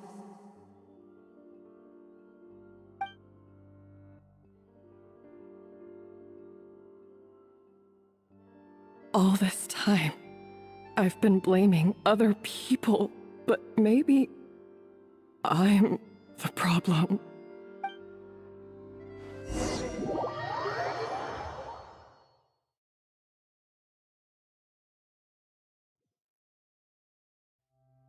I sincerely apologize for putting everyone out. Savannah's awake now, but I don't think she's ready to speak to anyone yet. Let's give her the day to calm down. I'm sure you'll have the chance to talk everything out tomorrow. In that case, I'll go and update Vermont and his family. I wonder what he'll make of all this. So, we'll come back tomorrow then. That was a long day. I think I've earned myself a sweet treat when I get back home. Oh, nice! Macarons? Or are you gonna switch it up this time?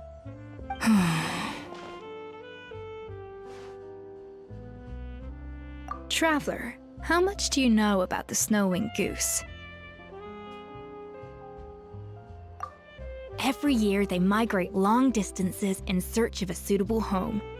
There's always one goose at the front whose job is to lead the flock. Fontaine poets often use the image of that goose to explore the ideas about leadership and genius. They usually imagine someone who's a cut above the rest, a model of perfection. But what those poets don't know is that during a migration, the lead goose is always changing. Once the lead goose shows signs of fatigue, it retreats to the back of the flock and allows another goose to take its place. So the truth is that leadership, with all the responsibilities and pressures that come with it, it's something that everyone takes turns at. But we humans completely miss that fact when we project our own ideas about social hierarchies onto them.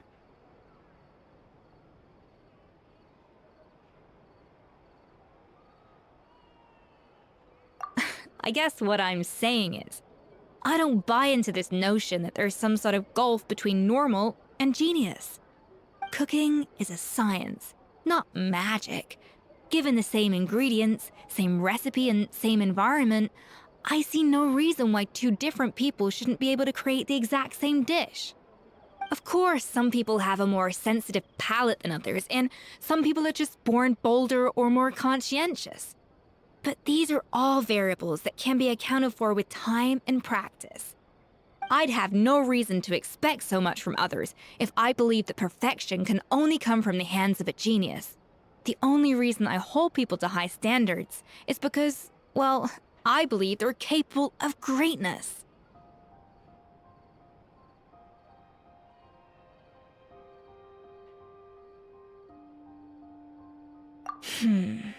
Okay, I've made up my mind. I'm gonna get to the bottom of why Savannah failed. And come tomorrow, I'll give her the scolding of her life, pointing out all the mistakes she's made along the way. Then she'll finally see the error of her ways.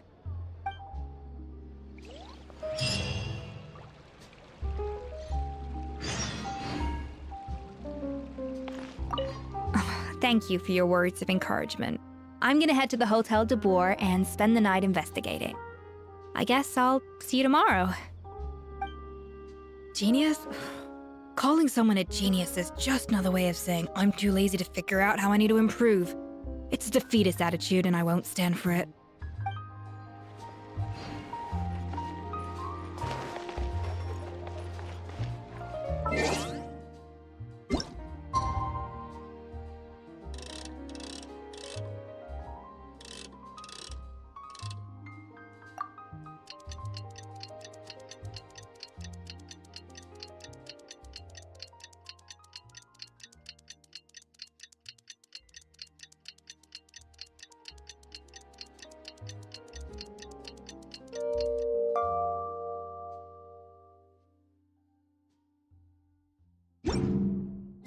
Seems like I should have just stayed in bed today.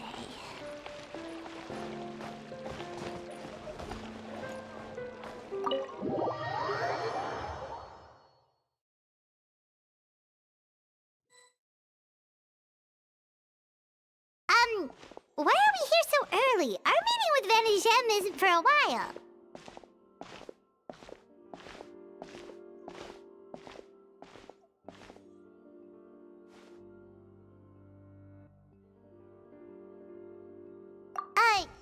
Check on her? Why? What happened? Oh no. Escoffier, are you alright?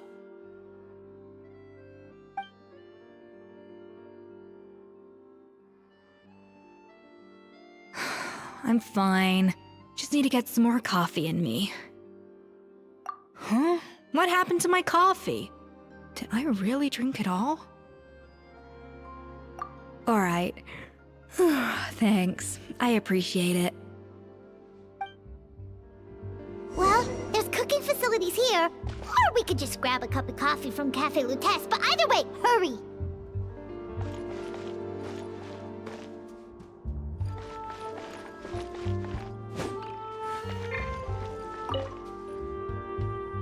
Coffee.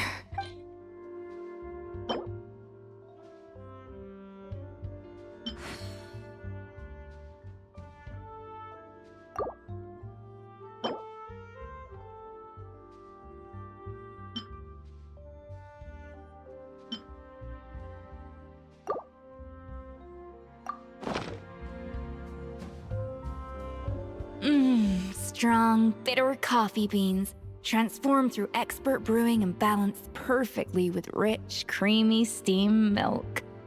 Wonderful. I feel much better now. Thank you so much, Traveler and Paimon. Glad to hear it, but make sure to catch up on your sleep when you get the chance.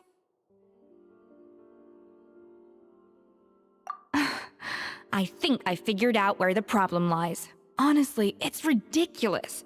I don't know whether to laugh or cry. Wait, what investigation? What are you guys talking about? I'll save it for when everyone else gets here.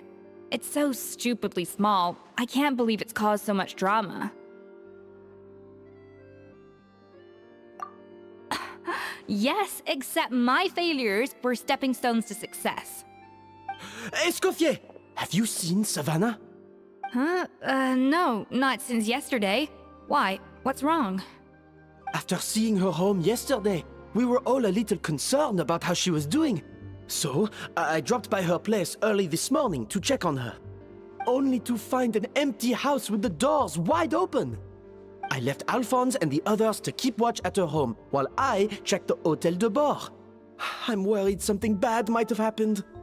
If she's not here, then where could she be? Boss, Escoffier, bad news.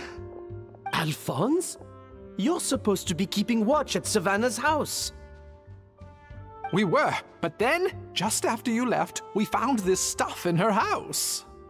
Oh, looks like a map with a bunch of random places circled.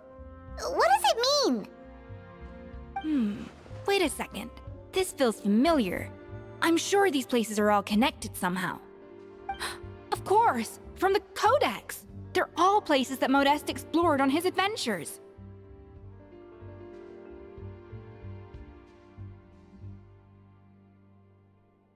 Yeah, but I don't understand. The adventure logs in the Codex are too fragmented to be of any use. How come this map shows all the missing details? The Codex de Bord? Then, this place marked in red out at sea. Could that be the fabled birthplace of Gâteau de Bord? Seriously? So now she set her sights on finding the original recipe and beating Escoffier that way? Geez, Savannah. Anything to overcome a Gâteau plateau, huh? Ugh, idiot! Does she have a death wish? Those ruins are thousands of years old. Hold on, there's more. Besides the map, we also found these letters.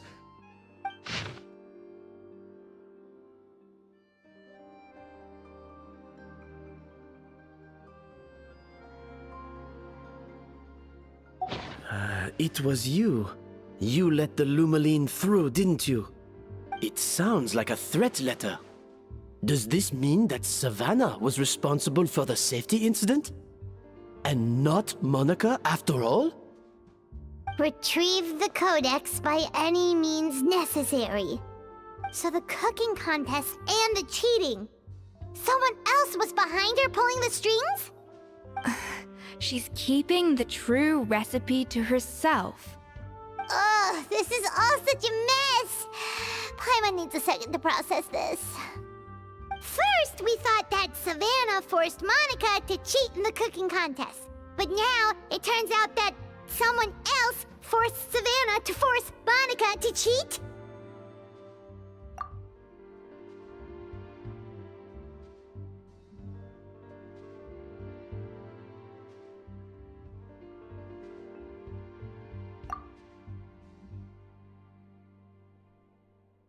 You're finally here.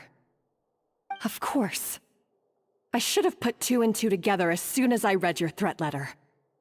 The food safety incident, the demand for a cooking contest, the instruction to blackmail Monica, even the suggestion that Escoffier was keeping secrets from me. It was all part of your grand plan, wasn't it, Monica?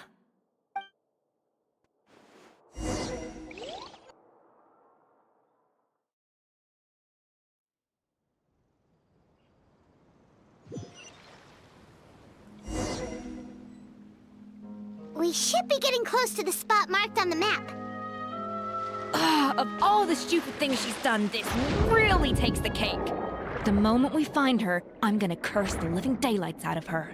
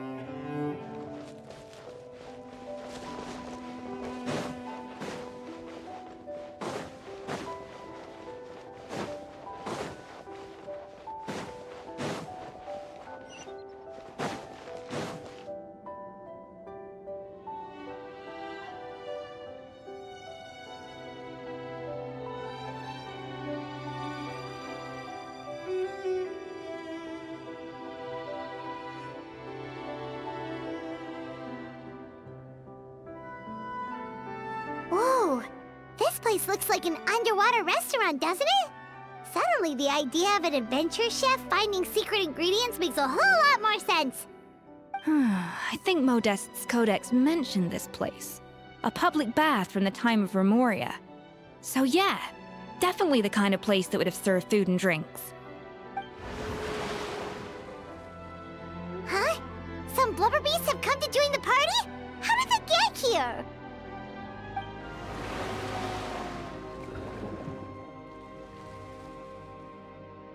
Aw, they ran off!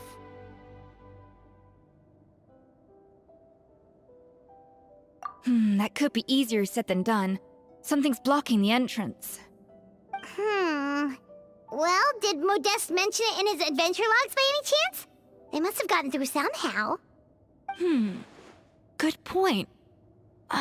Yes, that's right. It's coming back to me now.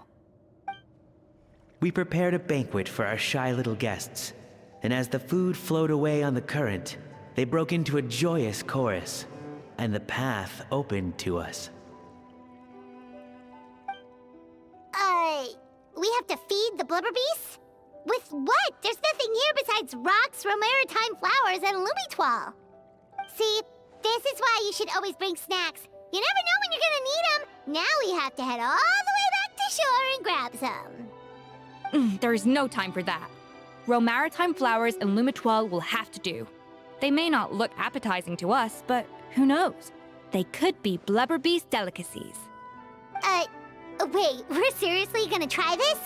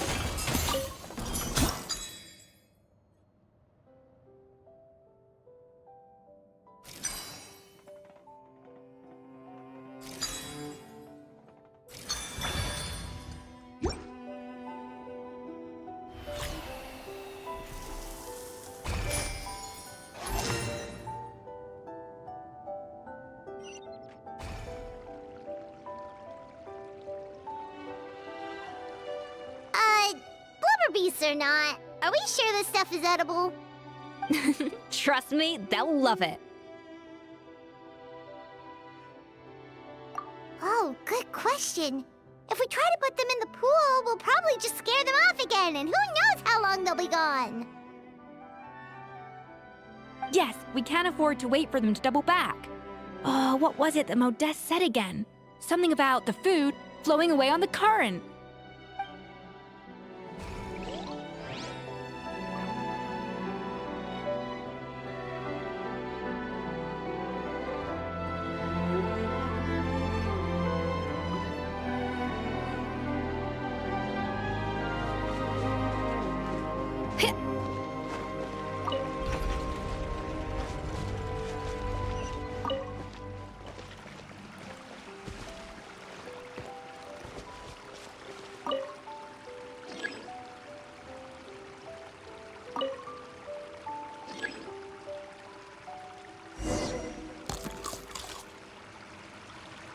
Wow, it's really singing!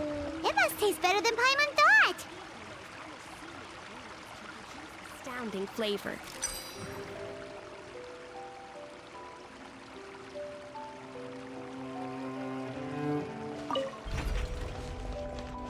Yeah!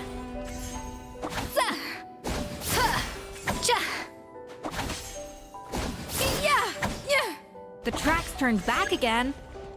So annoying.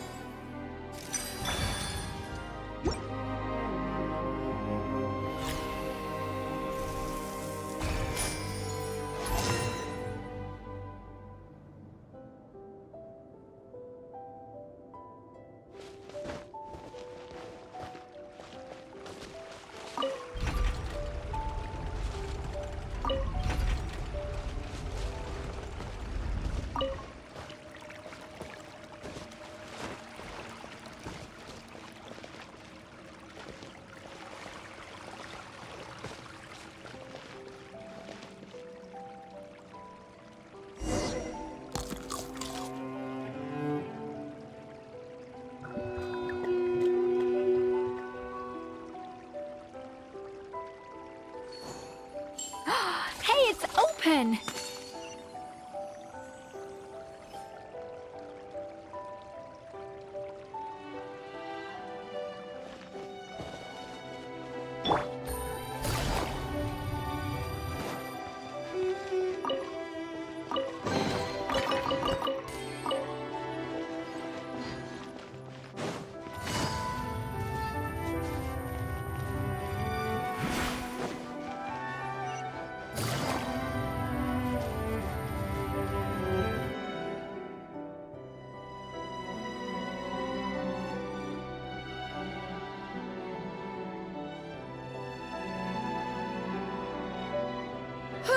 Hey, give me your water. Here. I said your water, the one you just drank out of? Sure.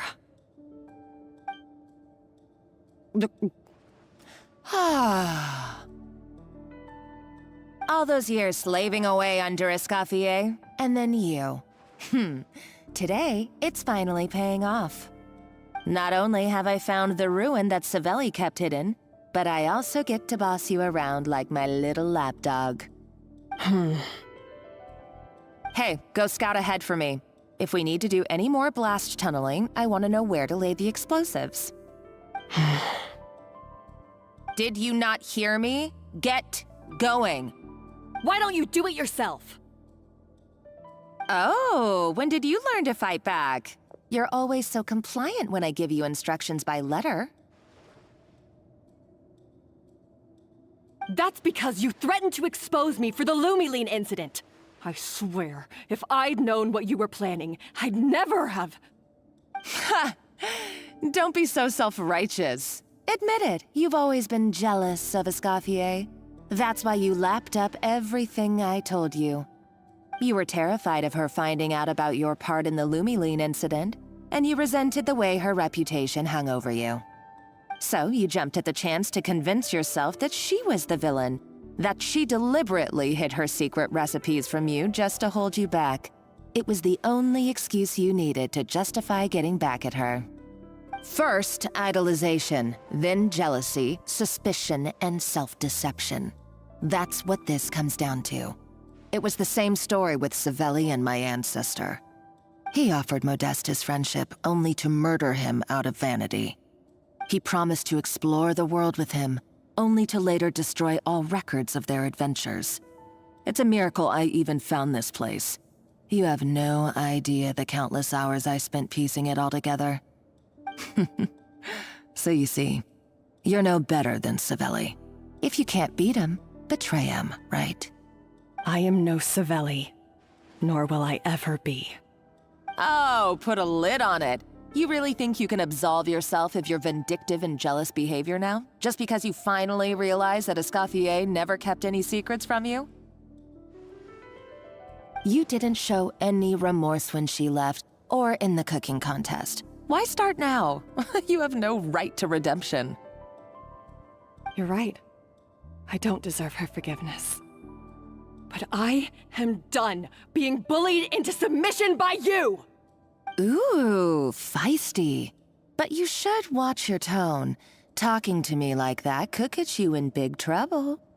I somehow doubt that. Since I poisoned both our water bottles. What? Ever since I learned the truth, I've been biding my time, waiting for this moment. You've played me like a fiddle for so long, and now this is payback! But you drank it too! It's what we both deserve. This is the price we must pay for betraying Escoffier. You'll die here with me, Monica! You.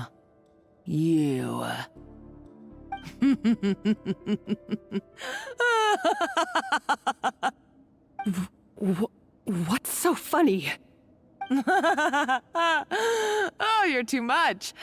I thought I'd play along for a bit just to amuse myself. You gave a very rousing performance. I saw your dumb plan a mile off. There's no poison in these bottles, just clean, fresh water. No.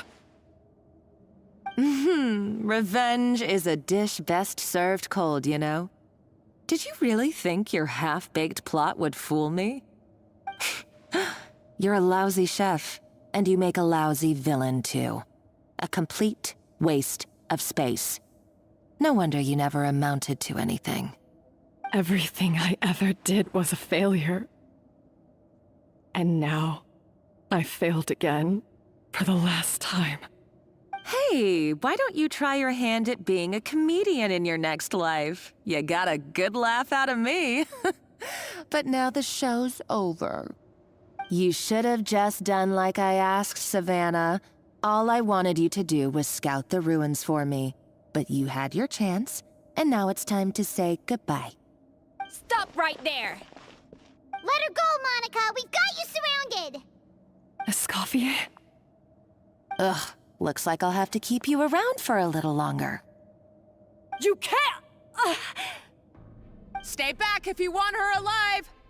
Escoffier and the Traveler. I can't take you both on in combat, but if you so much as flinch, I can end Savannah's life in a heartbeat. Monica, what are you hoping to achieve by this? You're about to commit murder, and for what? A recipe? A recipe? You chefs are all blinded by your myopic focus on kitchen affairs. Well, some of us actually have bigger fish to fry. Modeste had a secret.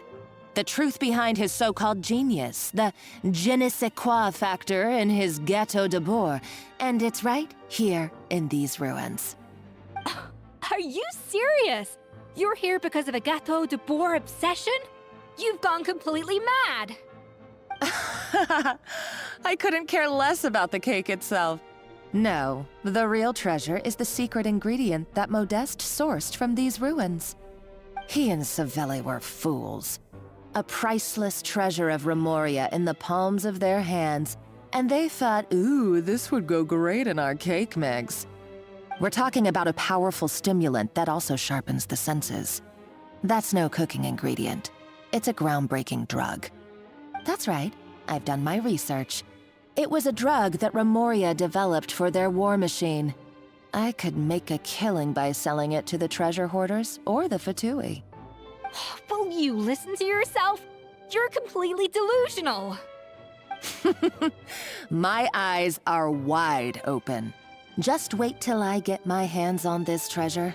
You'll see what a fool you've been.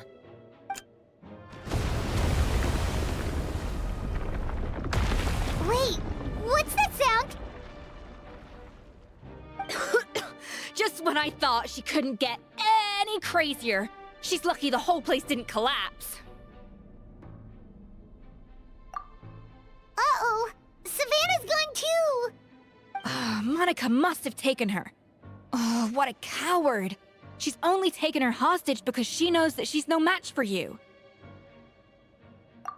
That's true. Even if she finds the treasure, she'll need Savannah alive if she wants to get out of here in one piece.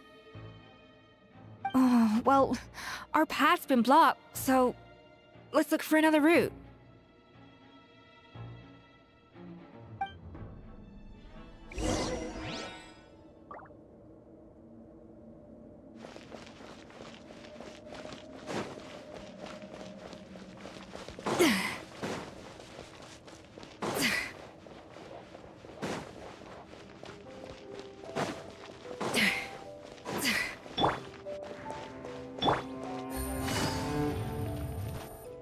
The water looks pretty deep here. Maybe it leads somewhere.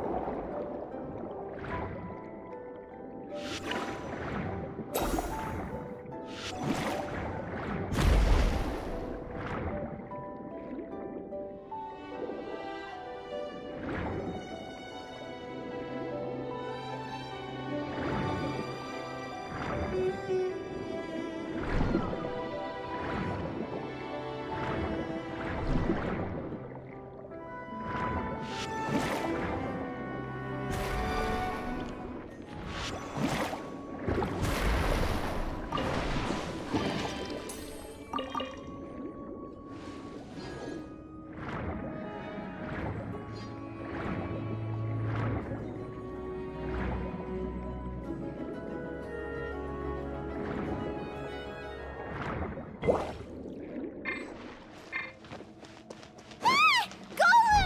How are they still mobile? They were probably awakened by the explosion just now. Alright, Knife Skills 101. Time for some rough chopping.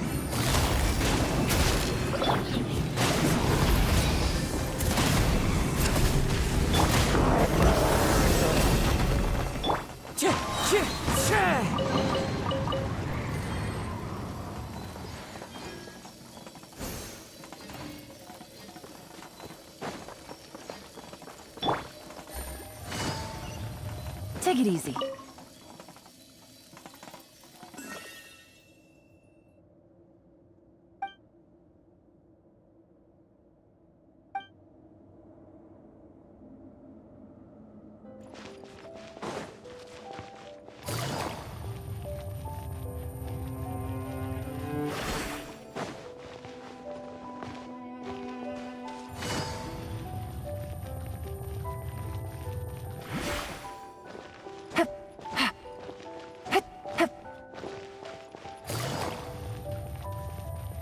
Another door?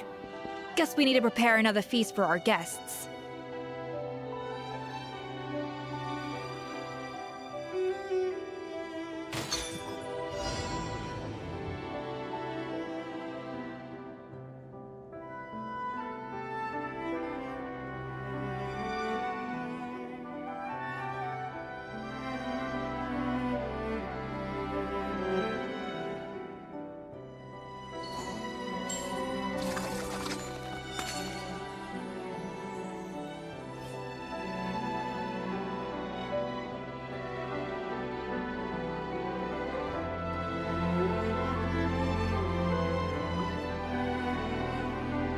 Even the best chef in the world can't flavor their food without prepping the flavoring, right?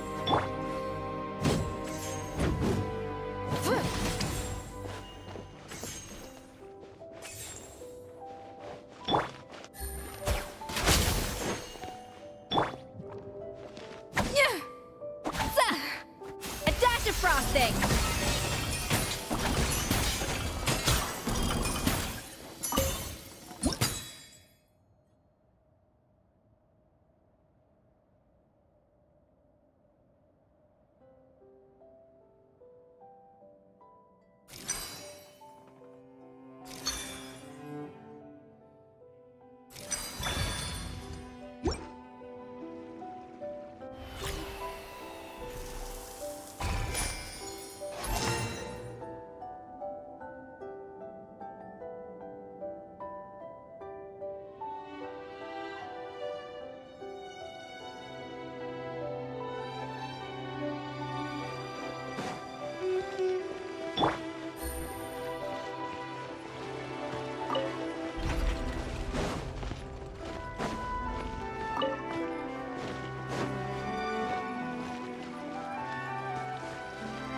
Take it easy.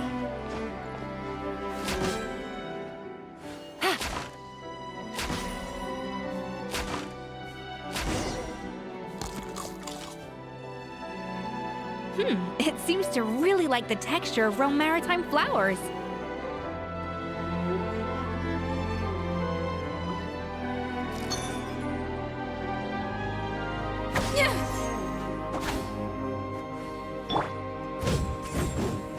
Try and stop me! Incinerate!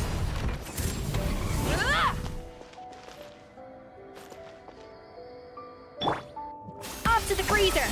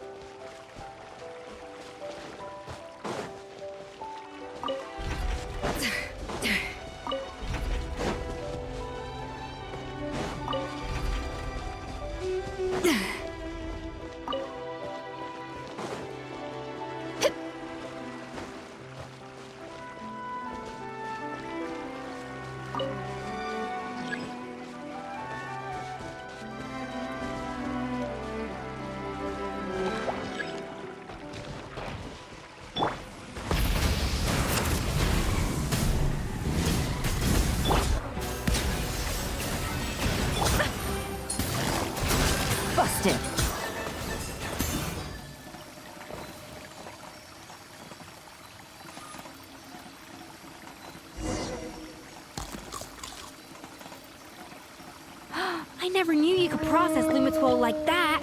Alright, I've got to jot this down. Lumitwols and Maritime flowers. This could open the door to a whole new world. Yep, that's literally the plan. Wait, hold on. Which door are you talking about?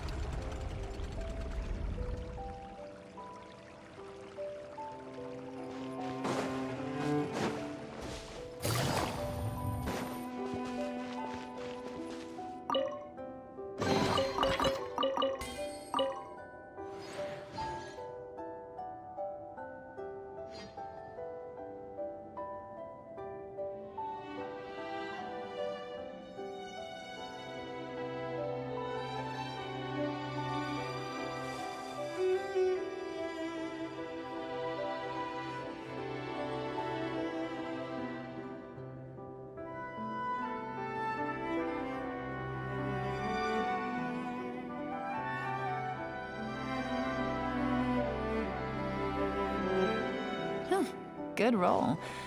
All right, maybe I'll take one more day off and knock out the rest of the work once I'm feeling up to it.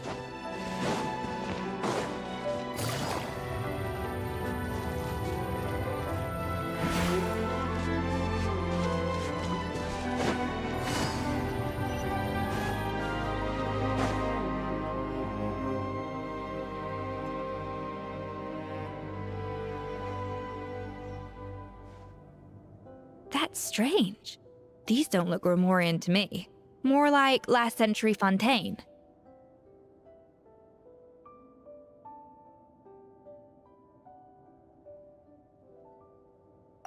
Adventurers from last century Fontaine, huh?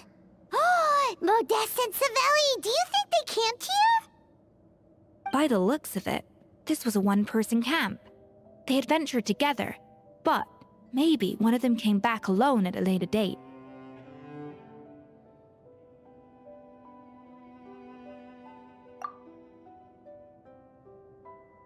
Huh, you really think so?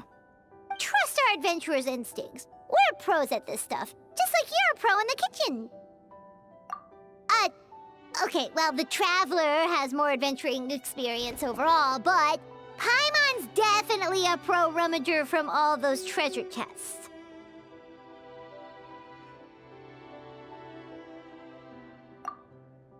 Darn it! Paimon was just about to show off her rummaging skills. Huh, no kidding. Are all adventurers so obsessed with journaling? I mean, I guess I take a lot of notes when I'm cooking as well, but I thought that was just me.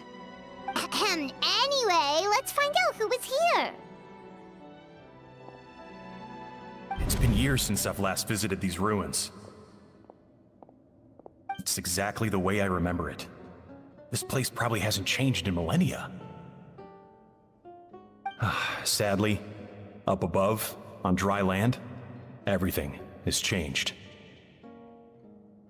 The treasure of Remoria. That's what we used to call it. Modeste was right about its potential. It turned Gateau de Boer into a national sensation.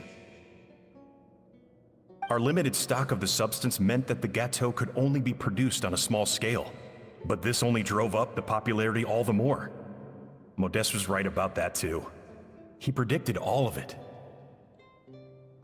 He was praised as a genius, while I, as the one person who'd ever disagreed with him, was labeled a talentless fool.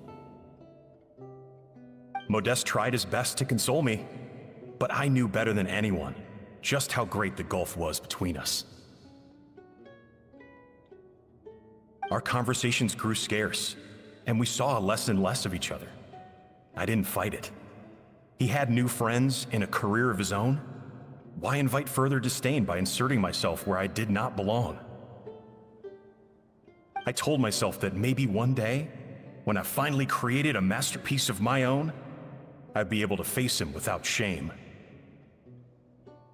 Or maybe one day, when I've put these feelings of self-loathing behind me, I'd be able to ask him with a smile on my face, how about we go on one more adventure, for old time's sake? Unfortunately, that day will never come. So it was Savelli.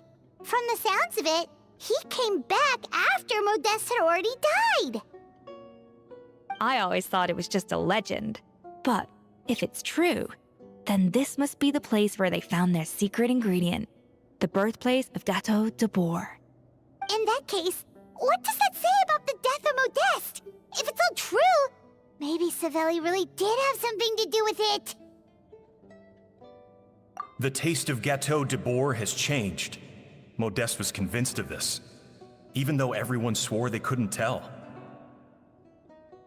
Being the perfectionist that he was, he refused to accept even the slightest flaw in his work.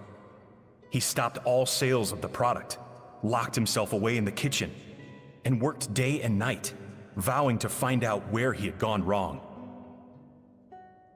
But as he baked and taste tested over and over again, he found he only strayed further and further from the original taste. It was only when he was sipping on coffee one day and realized he could not taste the bitterness that the truth finally dawned on him. What had changed was not the gâteau, but his sense of taste. The treasure of Remoria stimulates the senses, taste included, and invigorates the spirit. In the short term, it offers people the ultimate gourmet experience, but in the long term, it dulls their senses entirely. In hindsight, it made perfect sense. After all, why would a culture that sought liberation from the constraints of their bodies care for the loss of their senses? But we realized it too late. We were just too late. Over the course of his many culinary experiments, Modeste exhausted the remaining supply of the treasure of Remoria. He consumed it all himself. The finest culinary talent of his generation now faced a future in which he would never be able to taste anything ever again. Finally, in despair, he took his own life. And because we had become estranged, I could not be there to stop him, to offer some words of comfort, or even to say goodbye. Yet despite everything, he sent me his final letter. The treasure of Remoria? Guess Monica was really onto something. It really was a kind of drug. So, Modeste chose to end his own life. Then, why all the rumors that Savelli murdered him? Also, neither the Codex nor any other contemporary records make any mention of the treasure of Remoria. It's almost as if someone deliberately erased it from history. Modeste told me everything in his final letter. His was a tale of how even a genius could fail, and how much more devastating it is when it happens. Did he hope I would gain some personal catharsis from knowing the truth? Or maybe he wished for me to warn the public about the dangers of Gateau de Boer, proving that I had been right all along. But if the public ever learned how Modeste's greatest triumph became his undoing, his fall from grace would be swift and merciless. 1 minute a genius, the next a joke. It would surely spell the end for his restaurant too. What would be his legacy then? How would future generations view everything we built together? I fear the scorn I have faced these last years would pale in comparison to the scorn shown to him by the history books. I cannot let that come to pass. I will do what I must to protect his name. It will mean tampering with his notes to remove the damning details, leaving mere fragments of our story behind. It may lead his family to suspect me of having a hand in his demise. But if that's the price of destroying all evidence of my crimes, then so be it. I would rather the world believe a tale of genius and jealousy than see his reputation in tatters. The final loose end is the evidence here, at the bottom of the sea.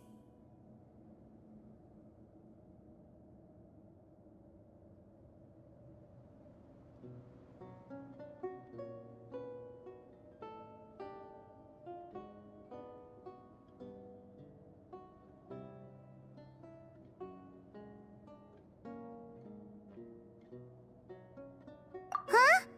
What's wrong? Didn't we say Savannah should be safe for now? So we thought, but if Monica finds out what happened to the treasure, there's no telling what she might do.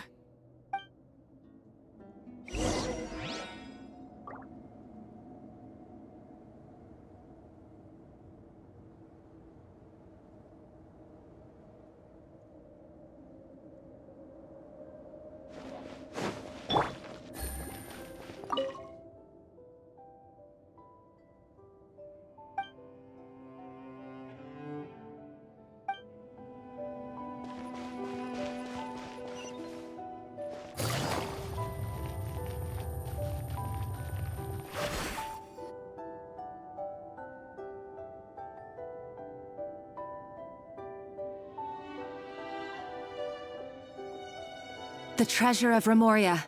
I have found you at last. Savelli, you tried your best to bury the truth, but you underestimated the children of Modeste. Some fragments of his diary escaped your clutches, and we have held on to them for generations. But I have to thank you too, Savannah. Without your help retrieving the codex, and with it the last piece of the puzzle, I may never have found this place. But now, finally, the secret to Remoria's military might is within my grasp. The treasure of Remoria is mine! Oh. It's empty. It's empty? Monica? Oh, we were seconds too late. Escoffier? What's the deal with that jar? Oh, Savelli's final act! He wanted to conceal the secret of the treasure forevermore and make sure it would never harm anyone again. So he came here after his friend's death and destroyed every last shred that remained. This can't be happening. All the years I spent piecing together the truth. All my painstaking planning. All that for an empty jar? Monica, don't do anything stupid. This ruin is more dangerous than you realize. Oh, shut your pie hole! Praise be to Lord Remus. You barbarians shall be slain.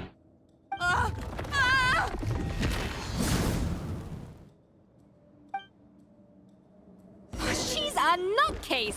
A liability to herself and everyone else!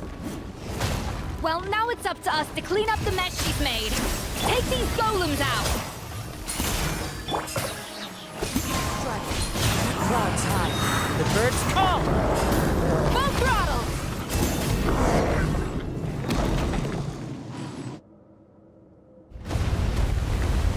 Ah! Why is this place still shaking?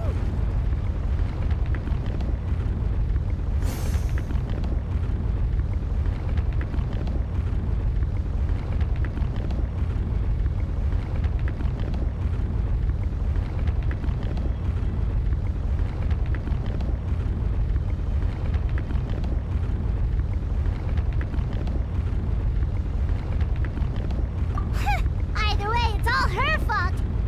Enough chit-chat. Let's get out of here, Traveler Escoffier, come on!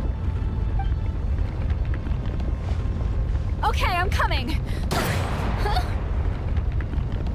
Oh, no you don't. If I can't get what I want, neither will any of you. I've got nothing to show for my life's work so far. But if I can take another so-called genius down with me in my final moment, then it was all worth it. You're a psycho!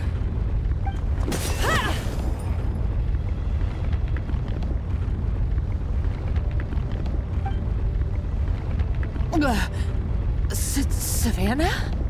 Oh, when did you wake up?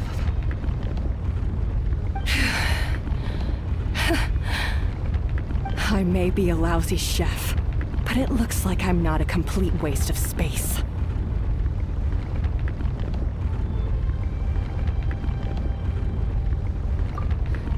Traveler? Okay, let's go!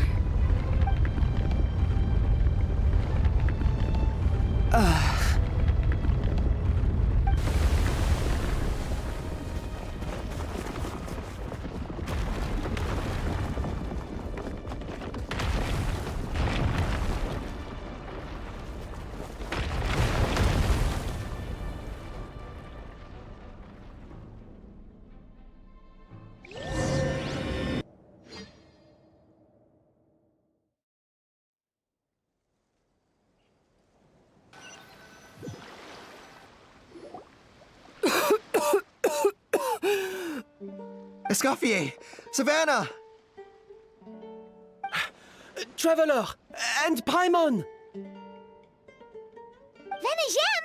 What are you all doing here? What did you expect us to do? Stay at the restaurant and sit on our merry derrieres? While the Traveler and Escoffier were out here risking their lives? We had to do something. Even though that something ended up being, well, waiting for you here instead. I don't deserve any of you. And I certainly don't deserve to be your head chef. It was my fault Escoffier had to leave. Then I couldn't live up to her standards. I acted like a tyrant in the kitchen. And now I almost got myself killed. Come back, Escoffier. Come and be our head chef again. I'll never be able to replace you. Okay, so everything I said to you the day I left, it just went in one ear and out the other? Huh? Sorry, I was kinda in my own head at the time. All I could think about was the Lumiline situation. What was it you said again? Forget it. It doesn't matter. Anyway, I didn't leave this job because of you. And you're not nearly as awful a chef as you think. If you were that bad, why would all your staff show up here for you? Escoffier's right. Sure, you nitpick our work and get us to do things over a lot. But when it comes down to it, you're the one who's always doing whatever it takes to make sure the customers get served on time, every time. Things were pretty rough after Escoffier left, and Savannah's the only reason we've been able to make it through. Our customers know that Escoffier doesn't work for us anymore. But the fact is, they keep coming back. If that's not an endorsement of your work, I don't know what is. At the end of the day, we're all human, and we all make mistakes. All we can do is recognize where we get it wrong and do our best to improve. That's all that's humanly possible. No, I get what you're saying, but what I did to Firmont and to Escoffier, it's unforgivable. Well, about that, there's someone else here to see you, Chef. It's been a while, Chef Savannah. Firmont? I'm so sorry. I put far too much pressure on you. And the way I stubbornly refused to go and see you after you fell ill. There's no excuse. But I'm too late, aren't I? The damage is done. I heard that you can't even hold a kitchen knife anymore. Actually, I think I'm going to be just fine. Huh? We thought Firmin's problem was purely psychological in nature. But after the threat letter came to light, it got Firmin thinking. And then he remembered the tea that Monica used to give him every night. And as it turns out, she was lacing it with Lumiline the whole time. No way! Doesn't that cause nerve damage? It can. High doses pose a risk of serious nervous and sensory complications. But if you calculate the dosage carefully, you can control the extent of its effects.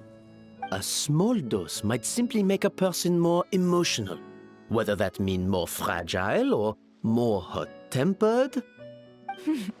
No wonder it seemed like you'd lost your edge.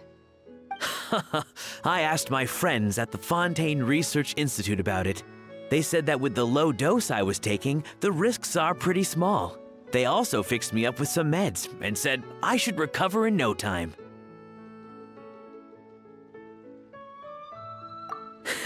Well, that's what happens when you give someone a little bit of hope to cling on to. There's more. We believe that Firmin was likely not Monica's only victim. You mean she poisoned me too? Oh, so that's why Savannah's been so irritable this whole time! Let's not be too quick to blame everything on the Lumiline. That stuff can only amplify what's already there. So tasty food will seem like the most delicious thing in the world, while food you don't particularly care for will become utterly revolting. So you better make sure you reflect on your behavior and apologize to every single person you've wronged.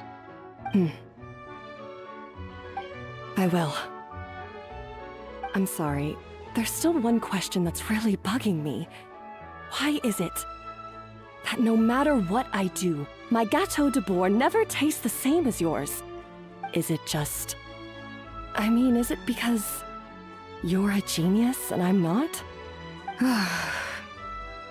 It's because the heating element in your oven is broken, you silly goose. What?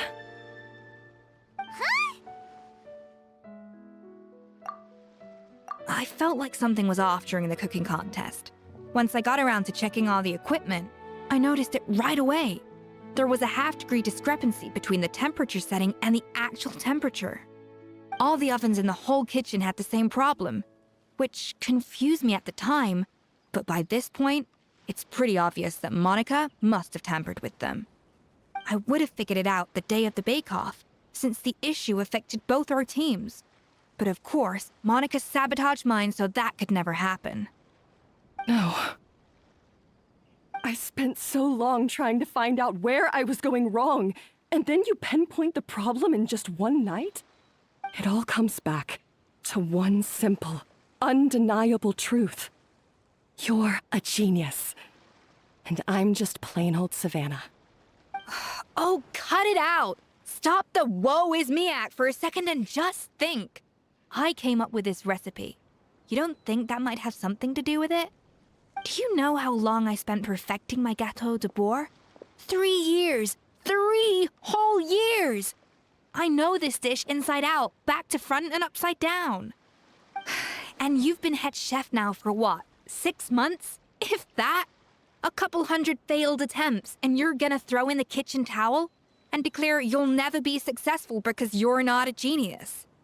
You clearly have no idea how many kitchen failures I've had under my belt, or just how long it took me to finally get my recipe to a level I was satisfied with. Genius or not, everyone makes mistakes. Modeste did, Savelli did, everyone does. You're only a lousy chef if you don't face up to your mistakes, learn from them, and then keep chipping away until you crack the problem once and for all. Surely you haven't forgotten all that. You were no lousy chef back when I handed you the reins. I haven't forgotten. And I'll make sure I never do. That's our head chef. Ha! Sounds like we won't need another changing of the guard in the Hôtel de Bord kitchen anytime soon. Huzzah!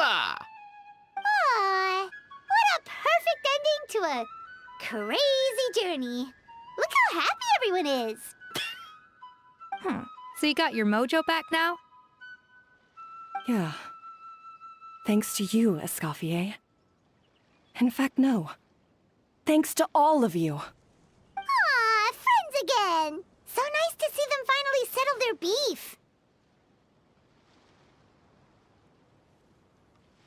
Good. So now that's out of the way. It's time for payback.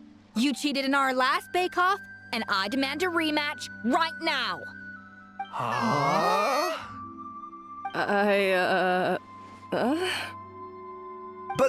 But that was mostly Monica's fault, wasn't it?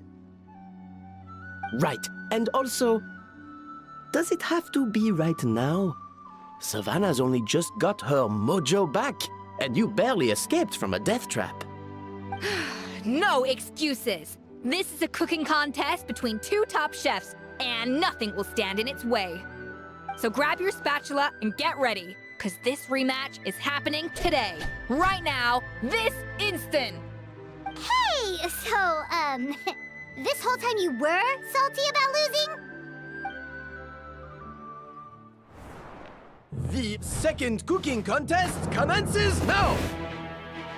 This time, no more games, and no holding back!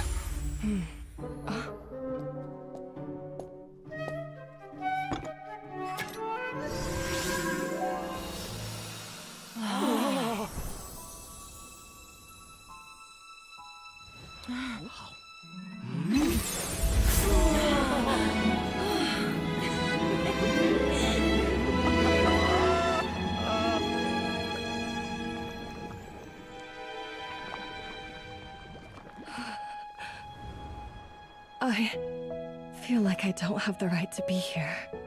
Hey, what are you so afraid of? You can't unbake it now. And if you don't serve it, then good or bad, you'll never find out how to improve. If you're too scared to fail, you'll never know what real success tastes like. So?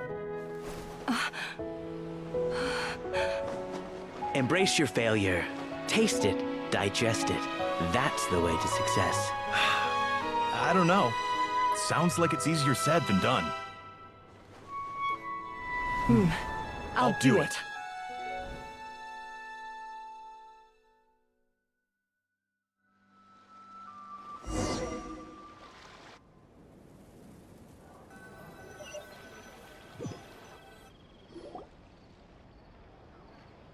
The results are in! A landslide victory for Escoffier! Quite rightly, too. Piece of cake.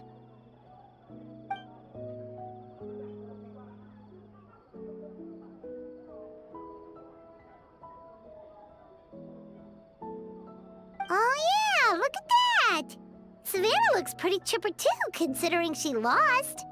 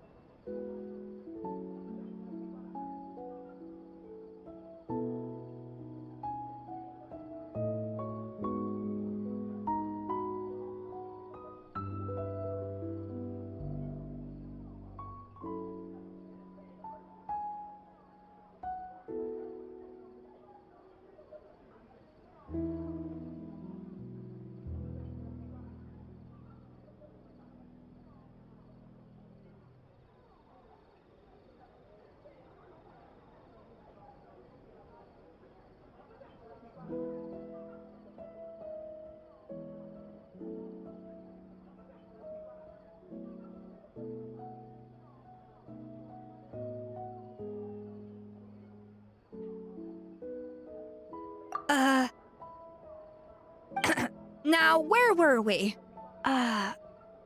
Yes. Do you have any more questions for me after everything that's happened? I thought Navia would have filled you in. And actually, I said all this to Savannah before I left. Although, as we saw, I don't think any of it sank in. I had two reasons for leaving. One was the food safety incident, of course, but the other was that the Hotel de Boer had reached a point where it didn't need me anymore. So I decided to step down and look for new opportunities to improve myself. Improve how? Well, a while back, I got to know a fellow chef from Liyue, and in her, I saw so many new possibilities. She has that same adventurous spirit that Modeste and Savelli had in their youth. Slime mucus, blizzard tails. With her, nothing's off the table. There's a whole world of new flavors out there waiting to be explored, hiding away in ingredients we overlook. Case in point, remember those Romaritime flowers down in the ruins? I used them in the cooking contest just now. Did you taste the difference? What? Paimon didn't notice at all. Half of the art of cooking is dissecting the recipes of previous chefs and figuring out the exact constellation of elements that gave their work its signature taste. And the other half, it lies in freeing yourself from the confines of the kitchen. You've got to go out and explore the endless possibilities out there. Uh-oh. Paimon's suddenly not sure she wants to try your cooking anymore.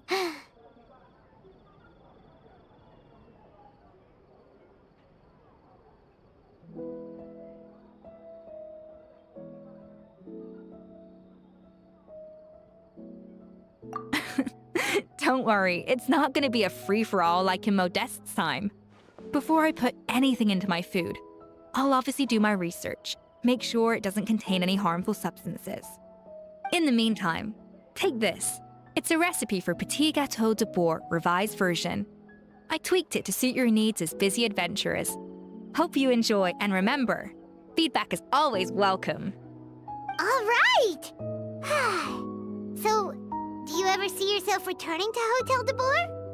Oh, of course. I've already promised Vanisham that I'll come back every once in a while to make sure the quality of the food remains at an acceptable level.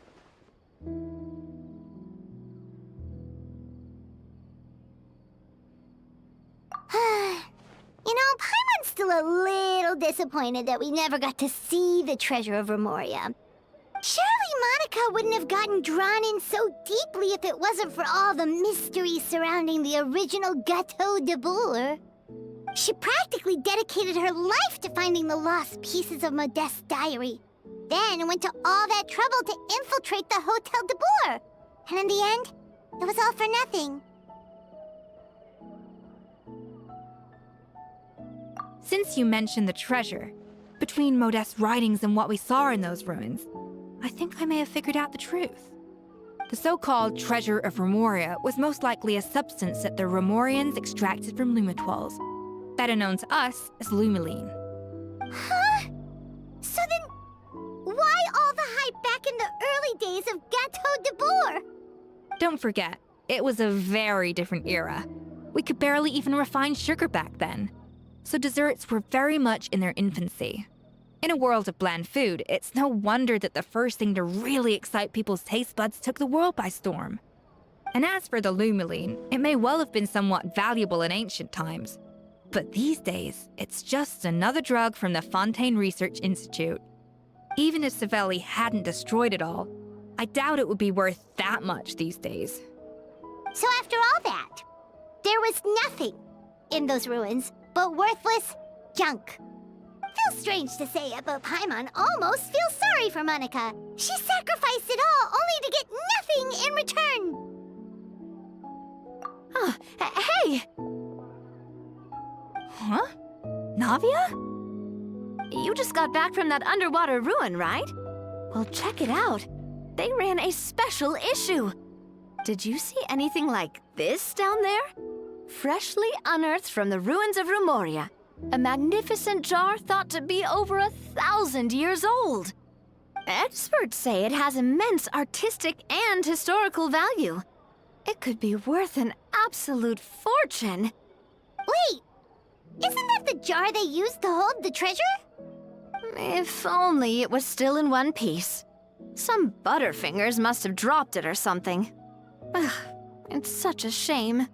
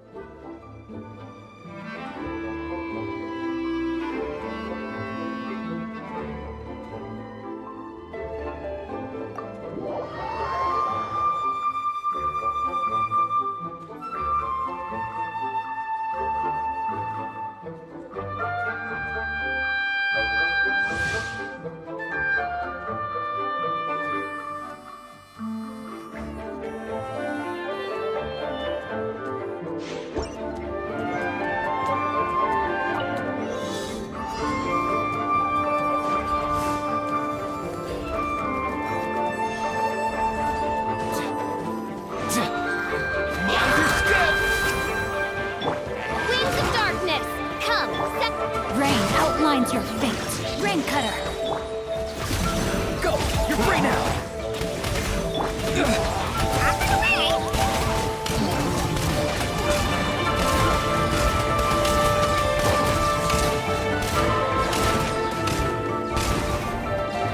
Nothing personal!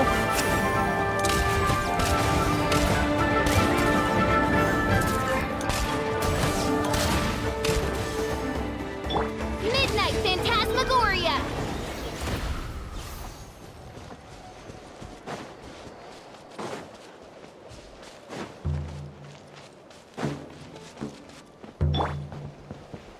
Mind the wind. Easy now. How about we explore the area ahead of us later? All time, bro!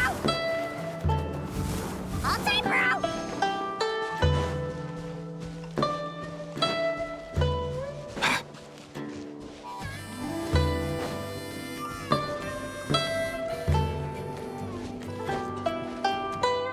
Let's go.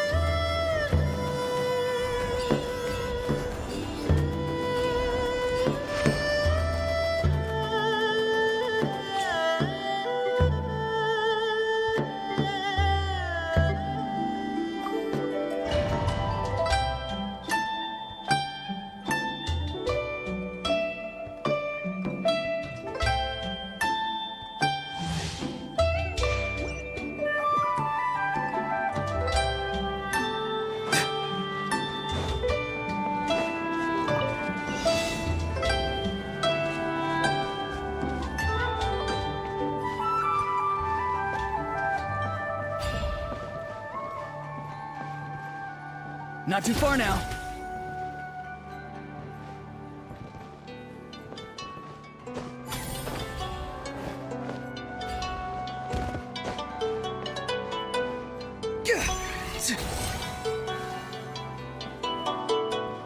Be free.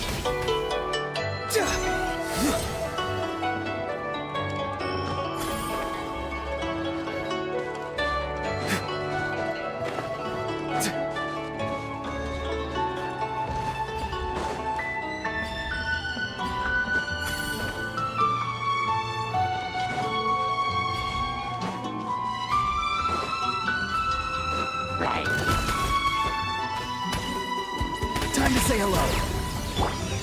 Huh? Witness the power of good water. Stand clear.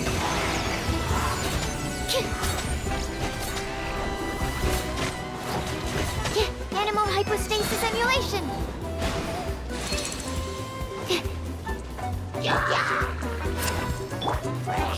As you wish, mein Fräulein.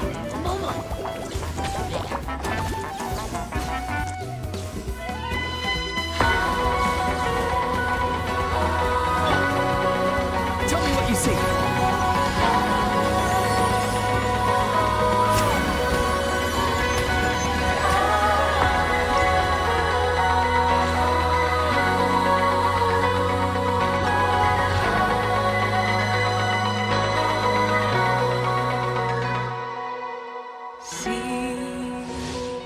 Sometimes it's rainy, sometimes it's cloudy. That's what journey means. Frozen in time. Can't see the scene ahead's blurry, but we still must pursue the dream. Travel through the heights and shallows, put on sturdy shells to face around. I hear about your last train. The love is shining bright in the deep night. Stand up to fight many times and know it's not a lie. The scars will finally do not fear. They will not take care. The honor is our problem. So go gentle and good night. The day I wanna cease comes with the grace of the breeze. Will there be peace?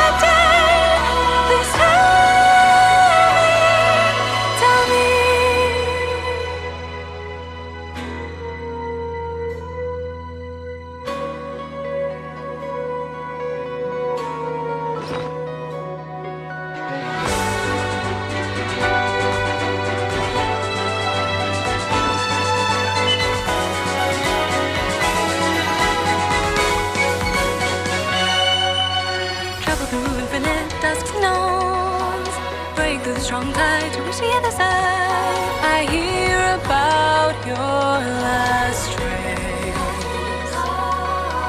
Some words are heavy when some words are light. We are like two meteors that miss each other. We'll finally reunite to catch up with the sunlight, with the brightest fire. The memories softly touch my feet. The freedom I wanna seize takes me to an unknown place, and the journey's in. We will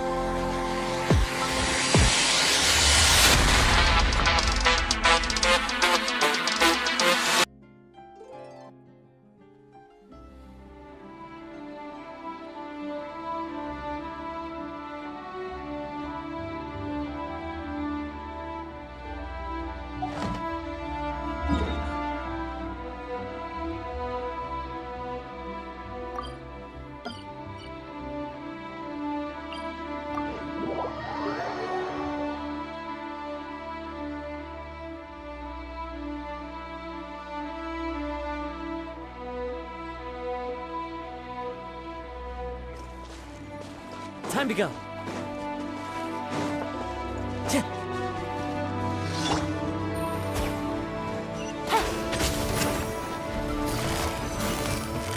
Gotcha.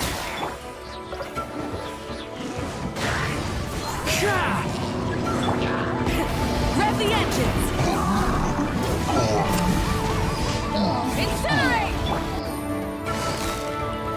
Busted.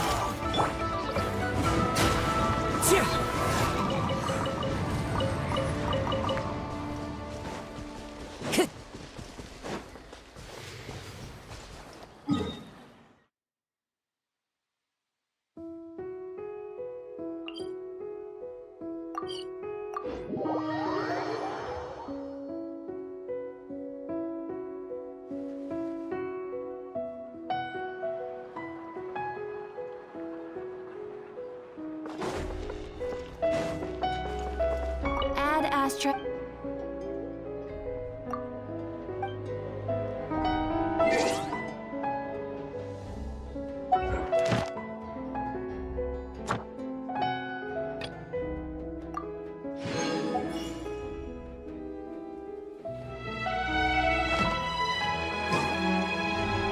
Add asterisk. Thank you for coming.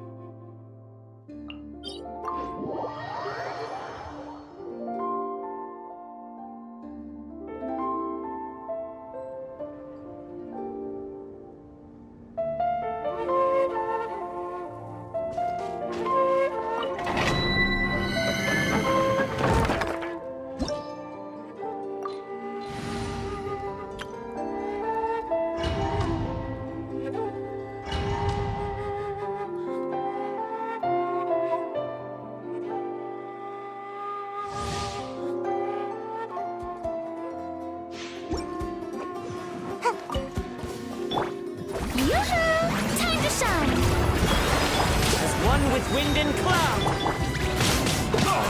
Silence! Be sanctified.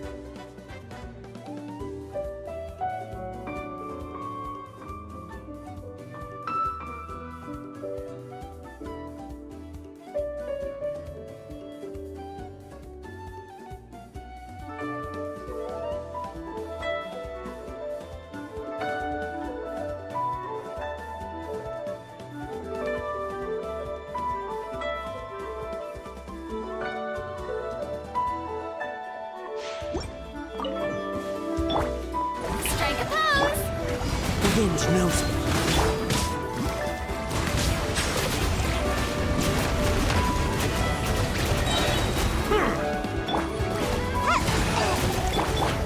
Let the world collide!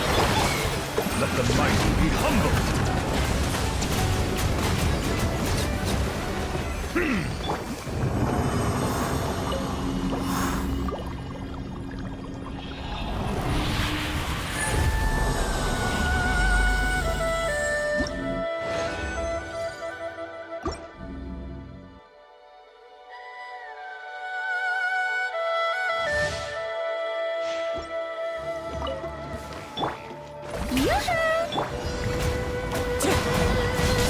Fallen leaves, adorn my night!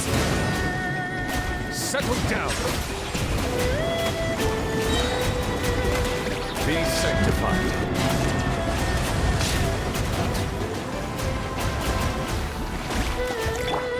Time to shine!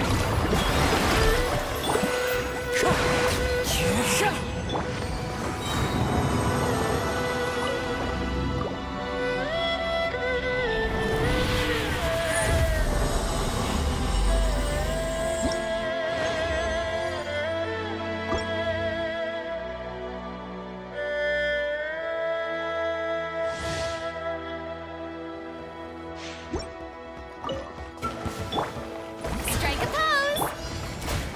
One with nature. Clouds high. The birds call. Bow your head. Let the mighty be humbled.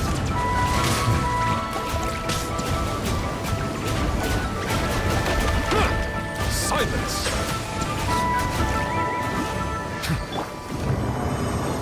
Make my sleep.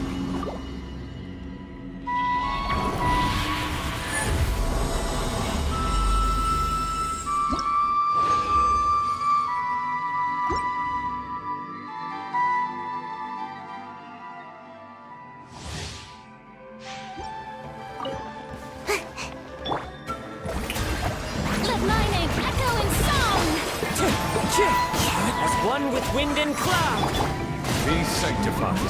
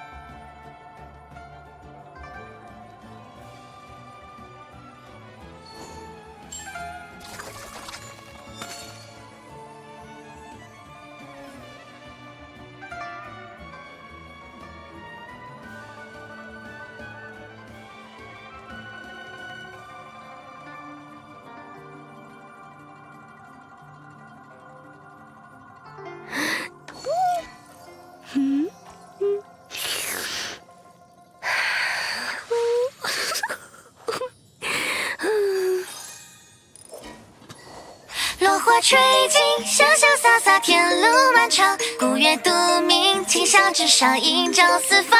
万物还原，银歌队伍一直难忘。待到雪花，翩翩在共军梦一场。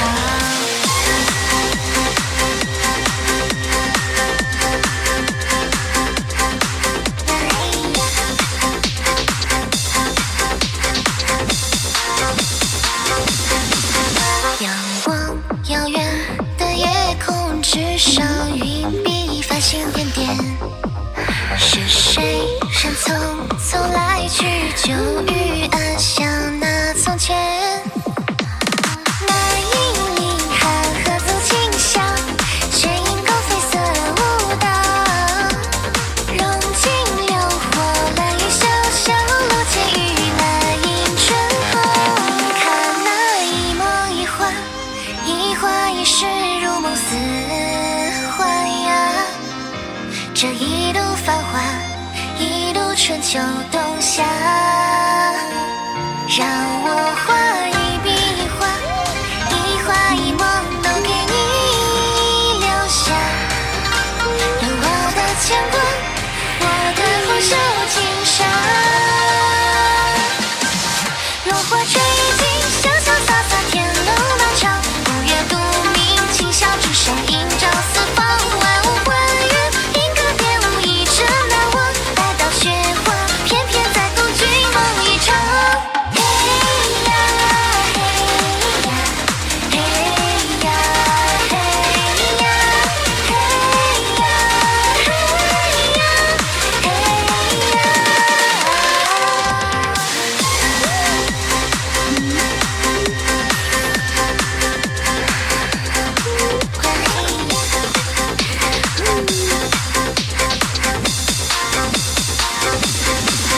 仰望遥远的夜空之上，云笔繁星点点。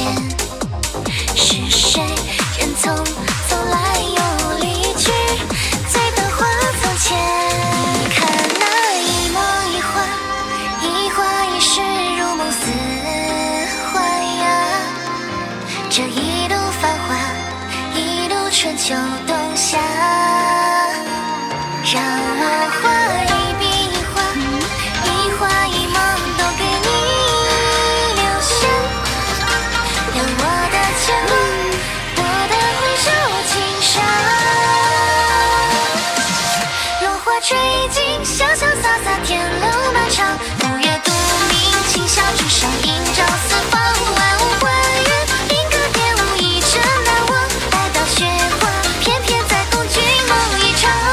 嘿呀嘿呀，嘿呀嘿呀，嘿呀嘿呀，嘿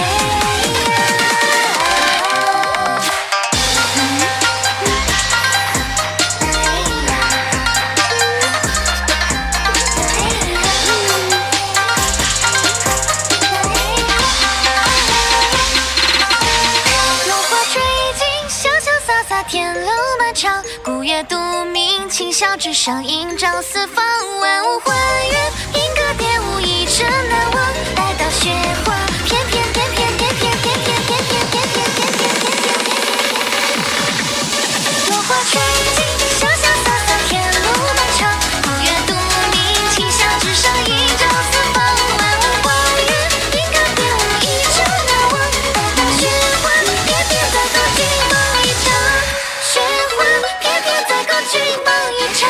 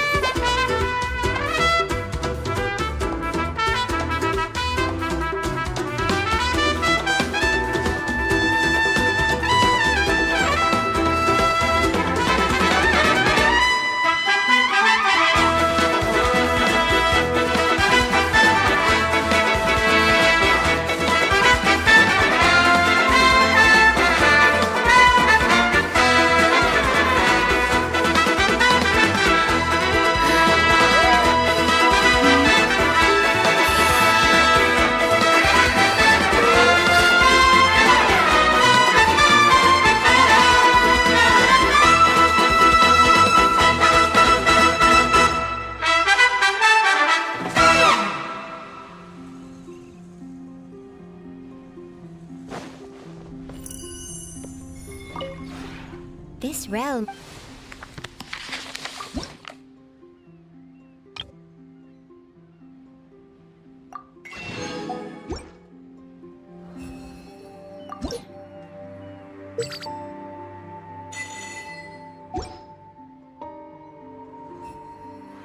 If you ever...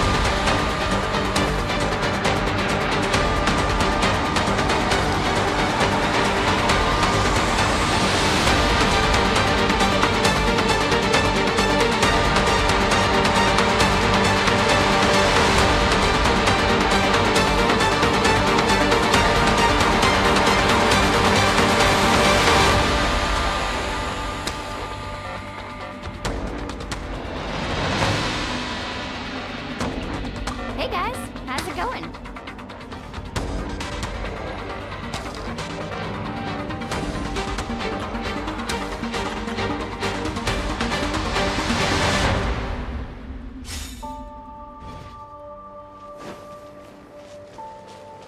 Let's fly.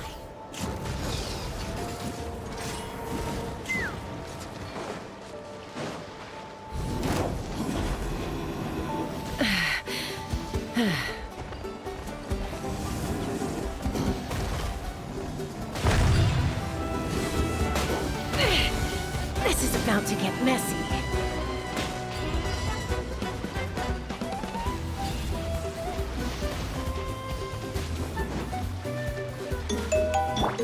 Try and stop me!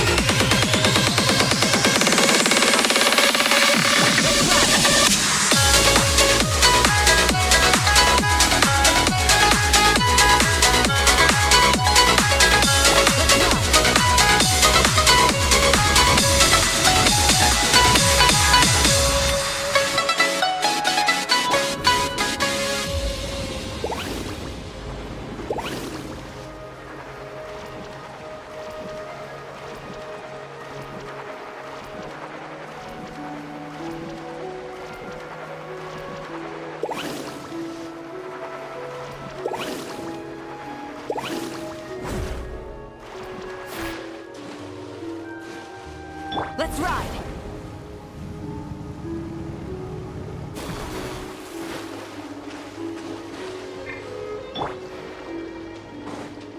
Let's ride!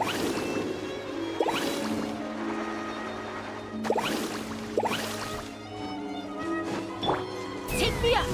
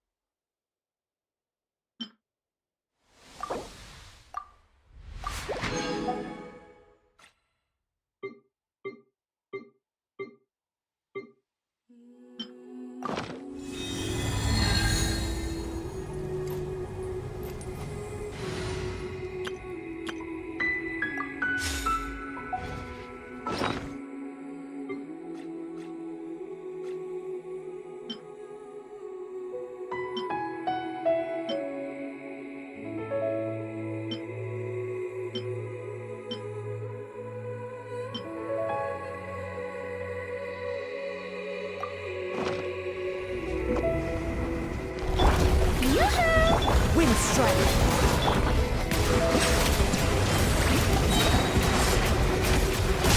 Clouds high. Birds come! Time to shine! Let the mighty be humbled!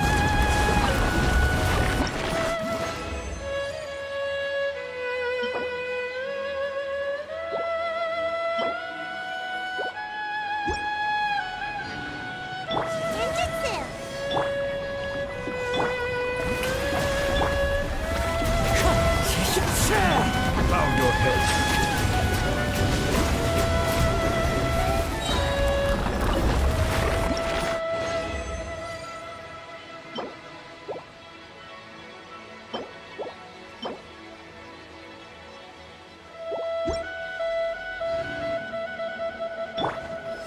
Let the world collide!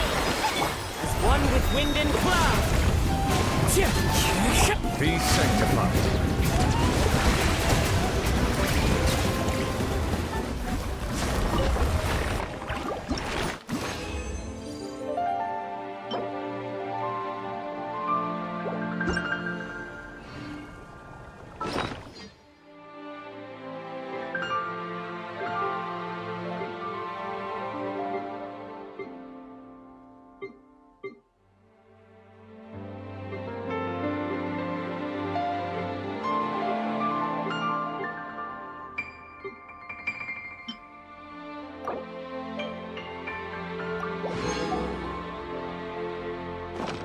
I see the value in my own. Shower me with thread!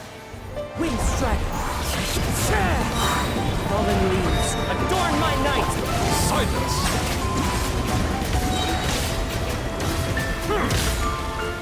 The tides beckon.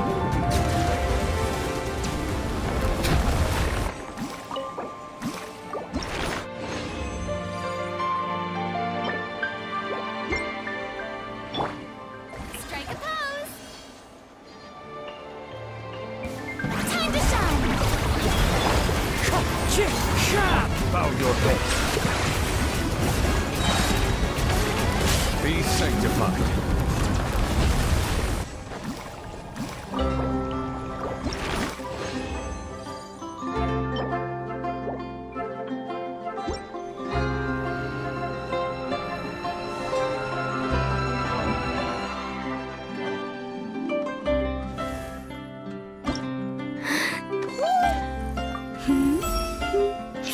I can see it. The golden point in time when form and flavor combine for maximum effect. The most efficient pathways for the transmission of flavor. The subtle acoustics as you bite into a dish, and how they can enhance that experience.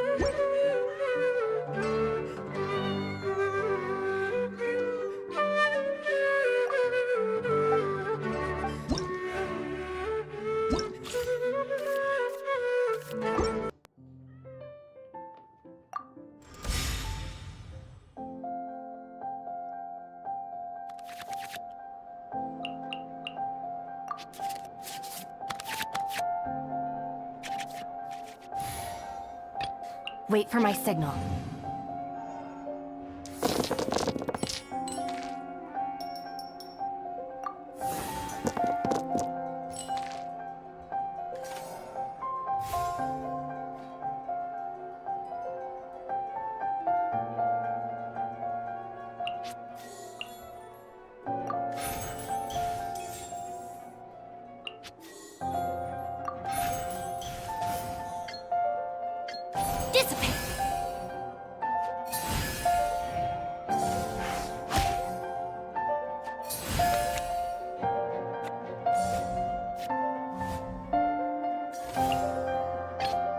This is destiny.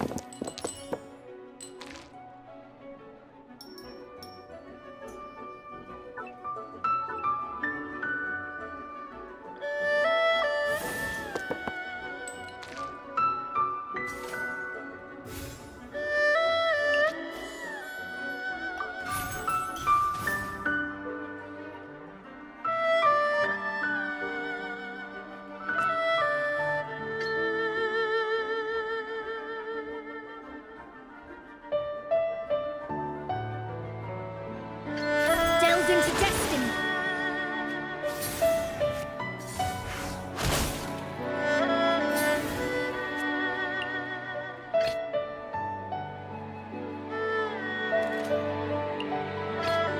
I've been waiting for you for ages.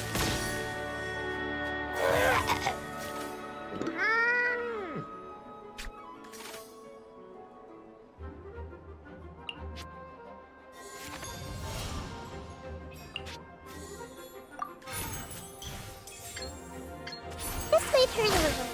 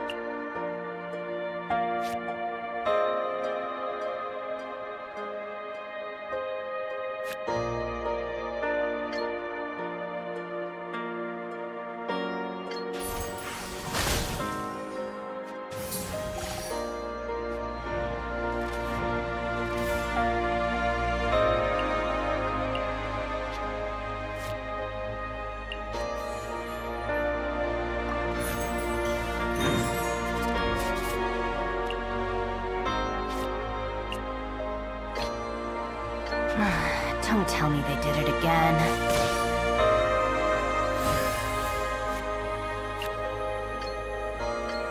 Stand with me!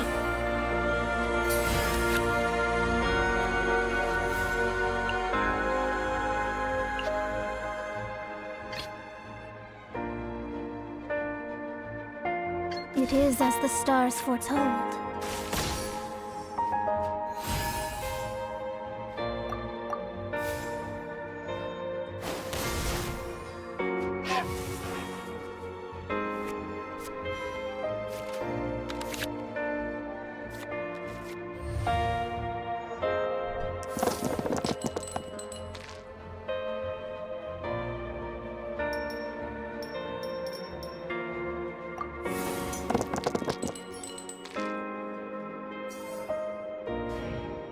Going somewhere?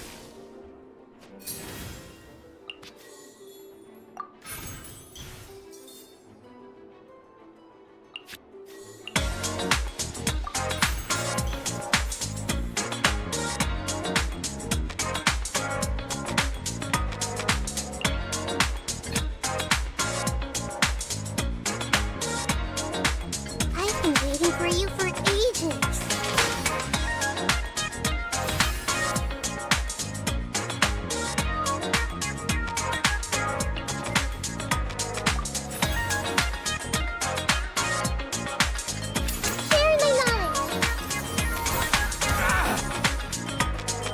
To the ferry.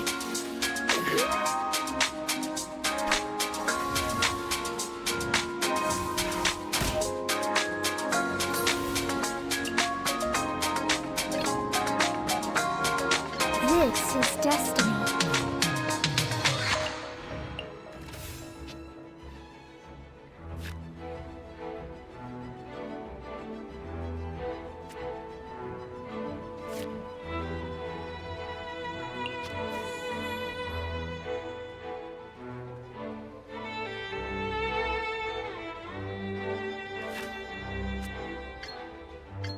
Let me scry.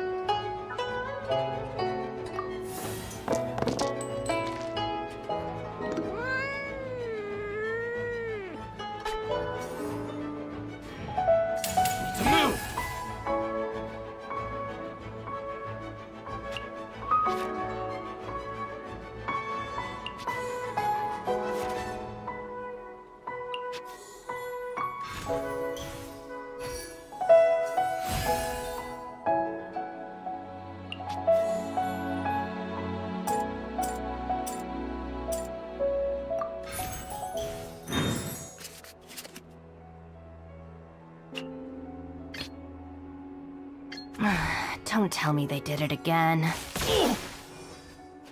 Finally, no.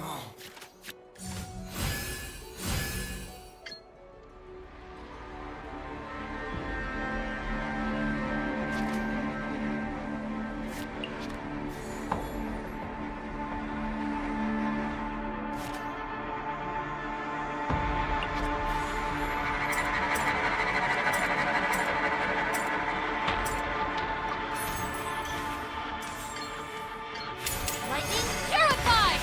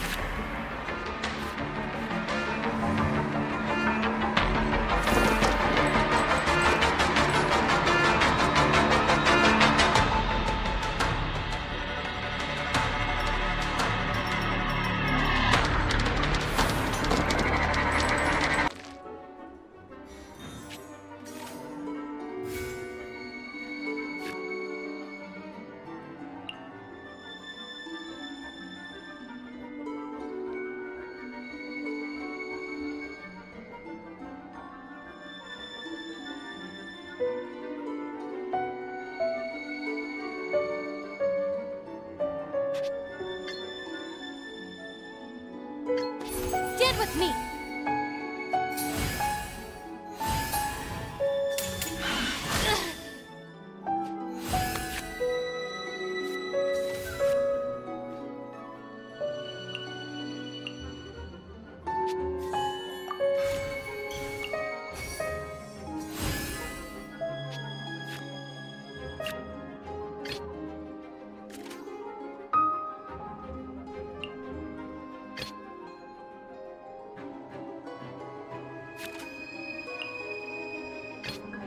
This is destiny.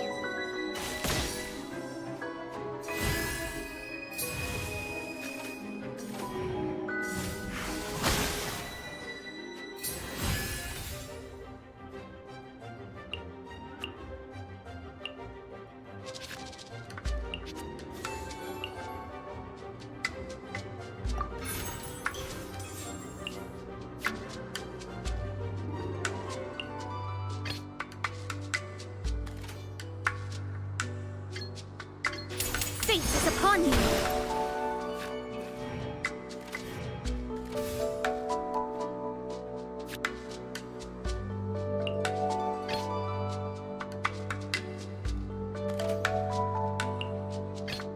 Time to broaden the horizons again.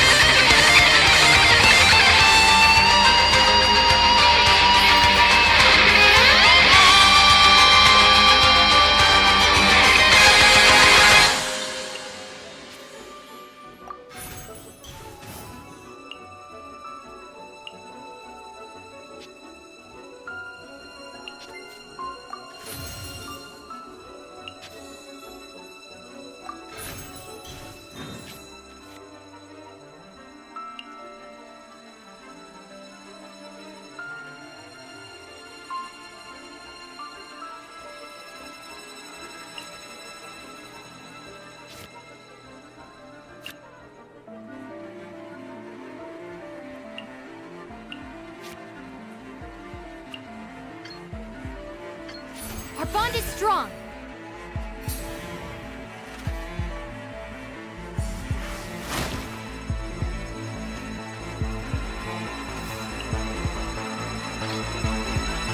It is as the stars foretell.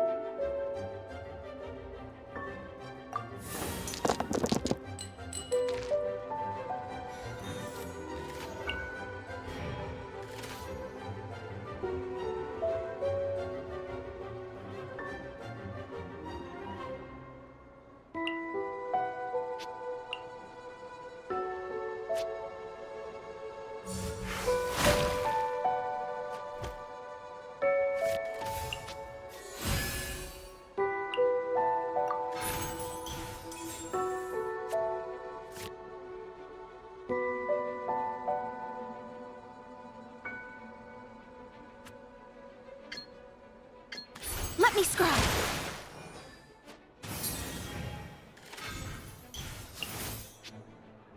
Let her rip!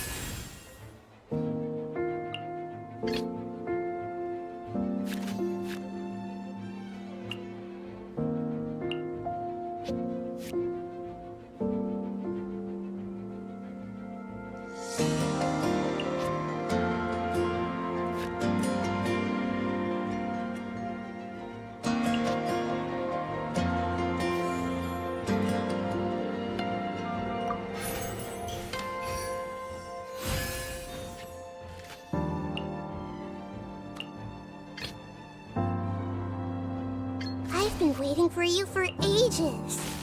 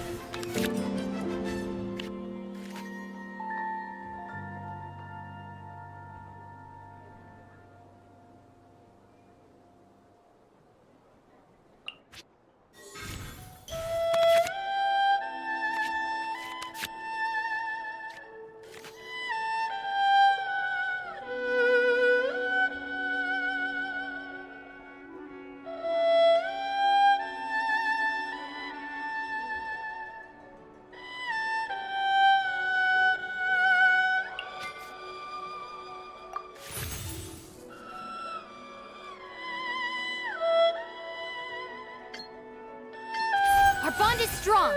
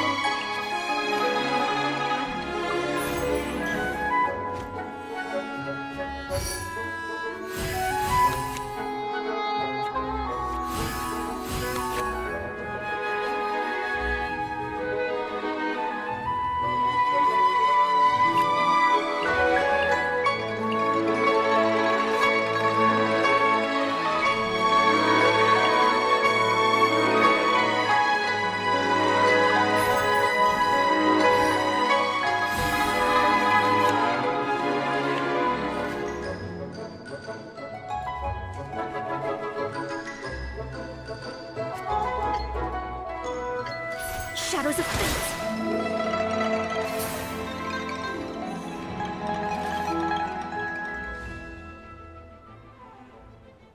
Letting brave names echo!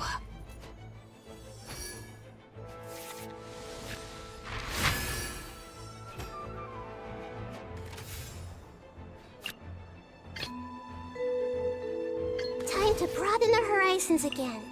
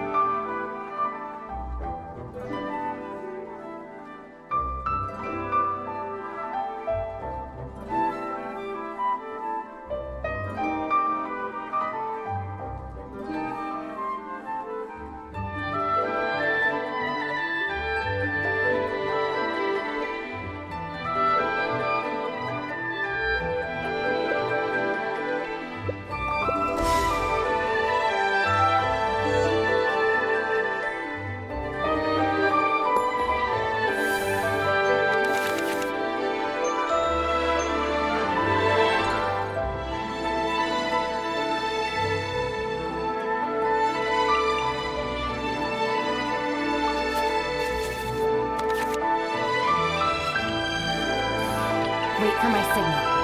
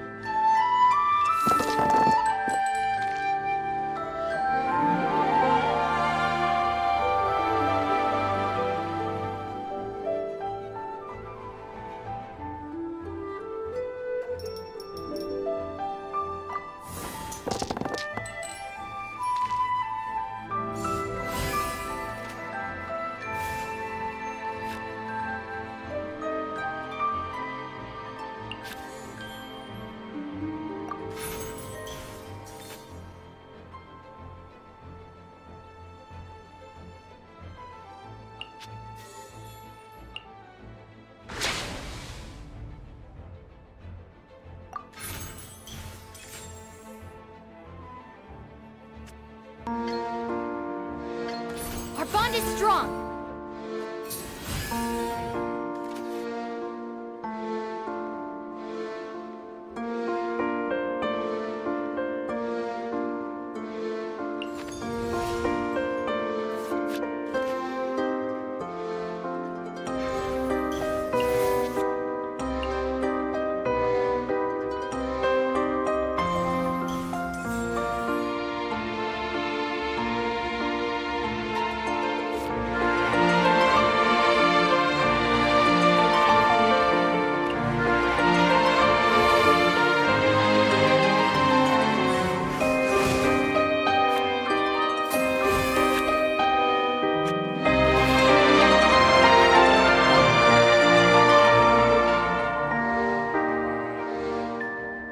This is destiny.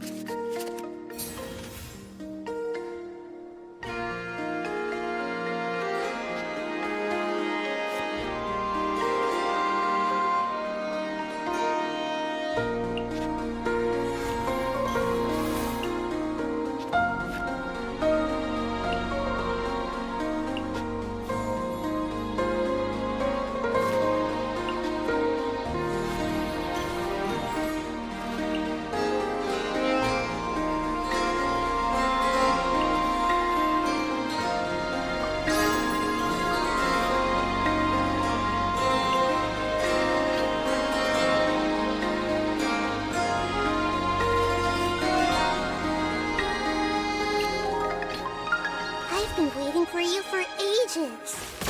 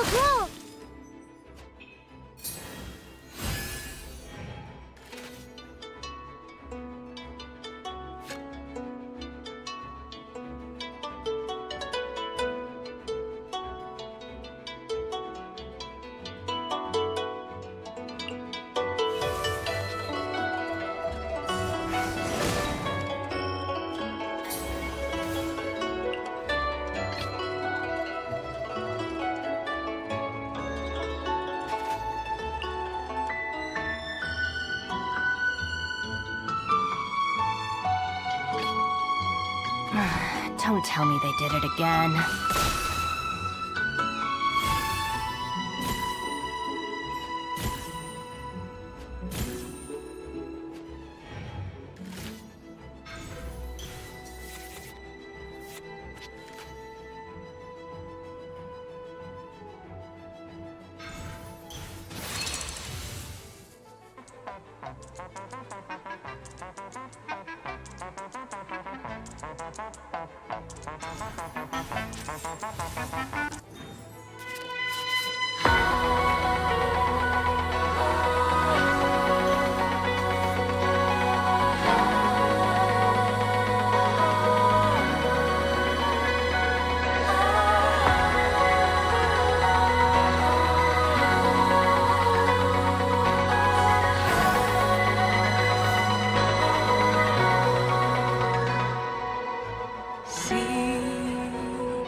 Sometimes it's rainy, sometimes it's cloudy.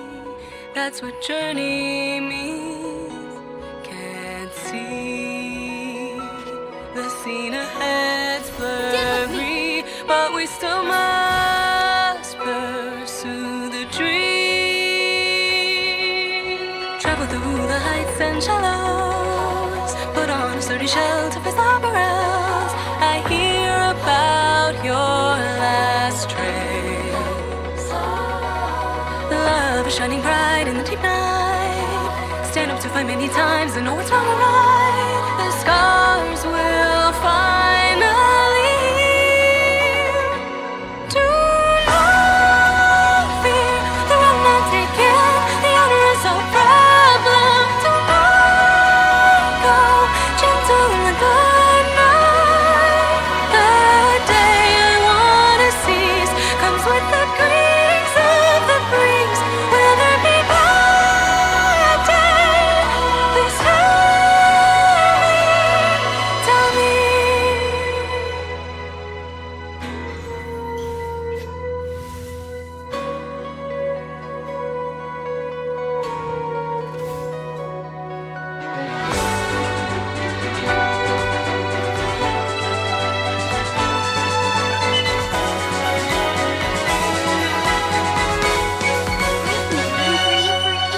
Travel through infinite dusks and dawns, break through the strong tide to reach the other side. I hear about your last trace. Some words are heavy when some words are light. We are like two meteors that miss each other. We'll finally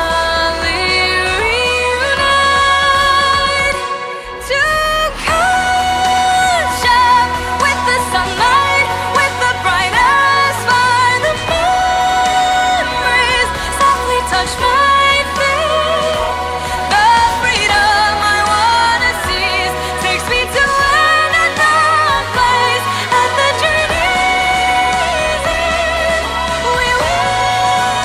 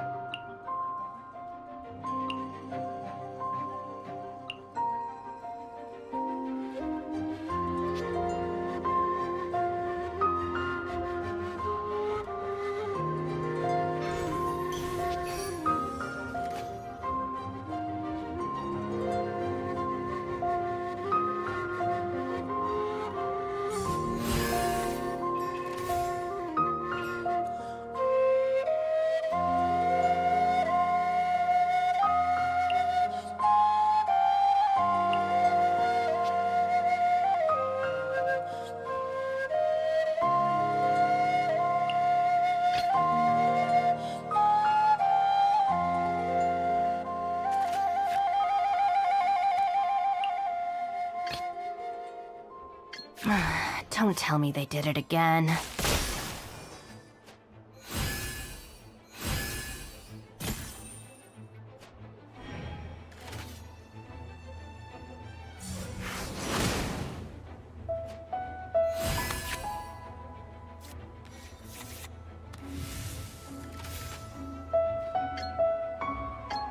I'll settle this.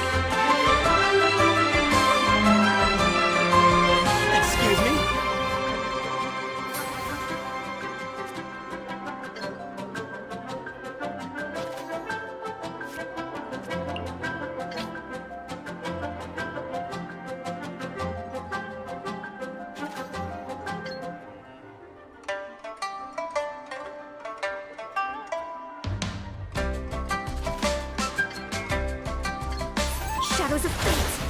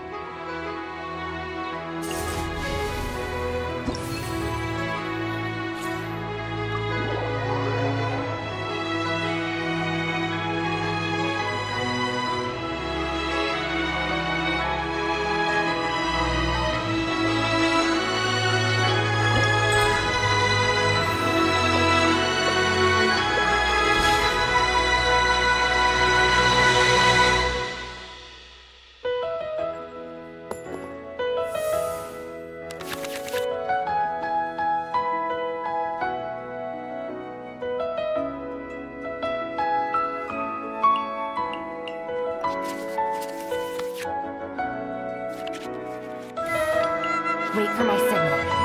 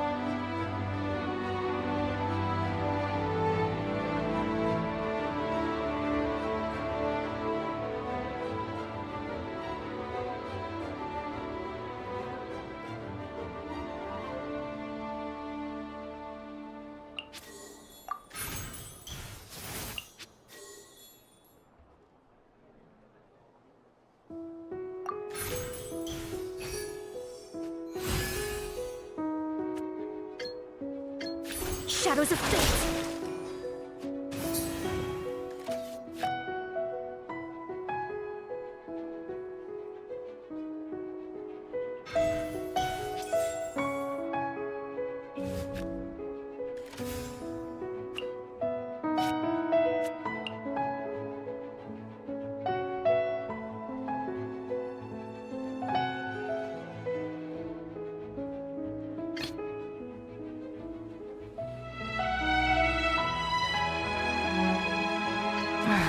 Don't tell me they did it again.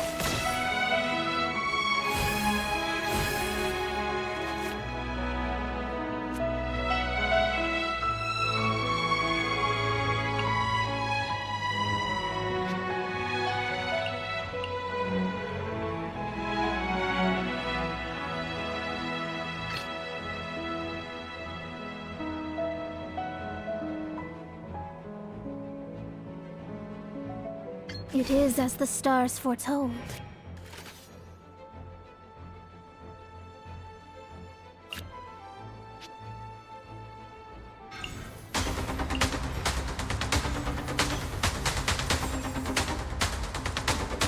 Into the shadows.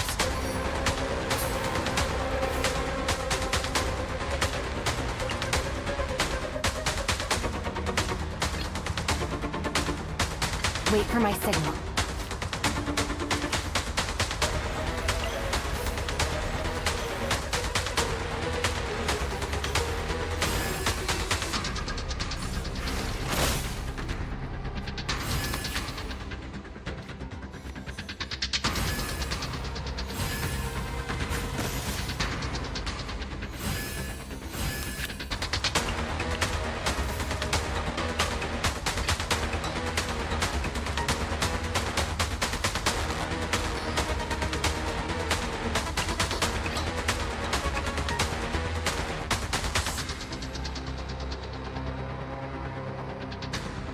This is destiny.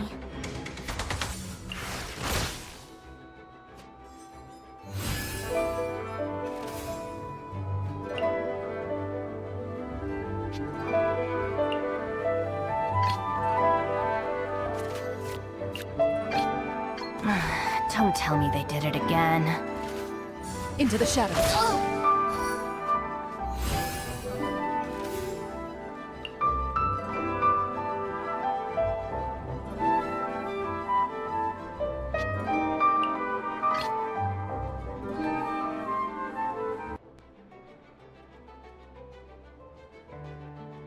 This is destiny.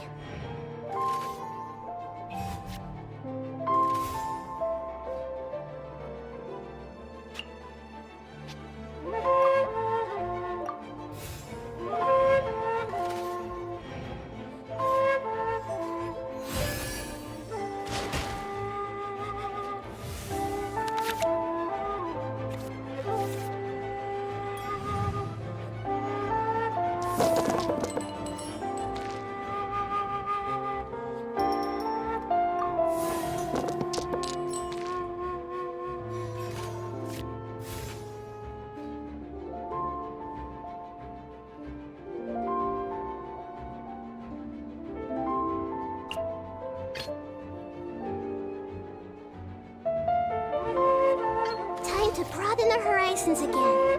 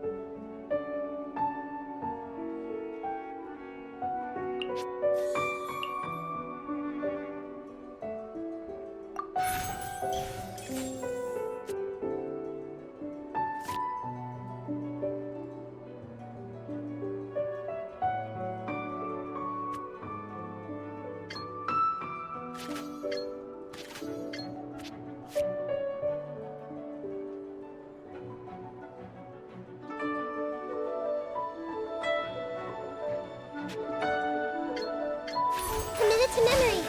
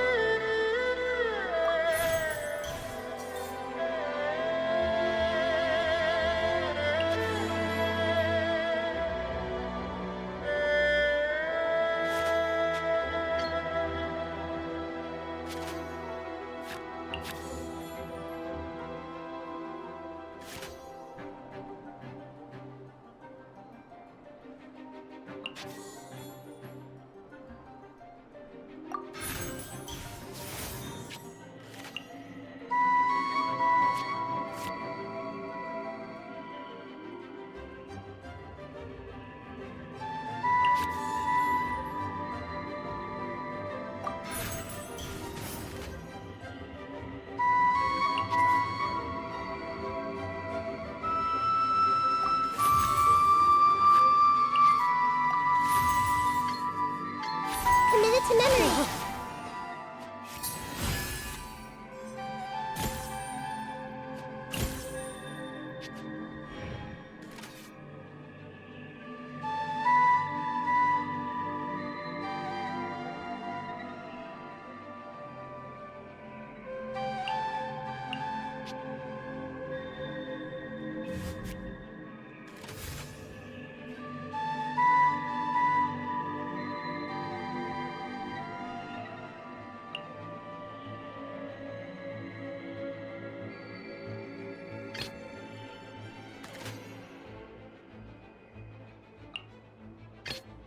This is destiny.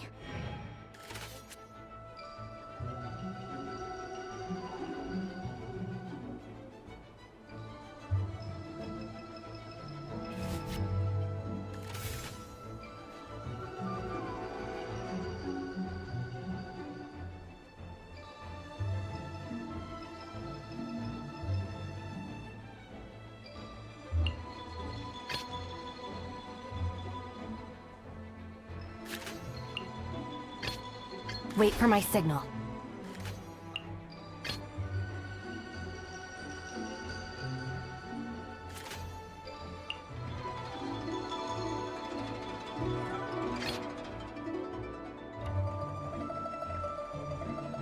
This is destiny.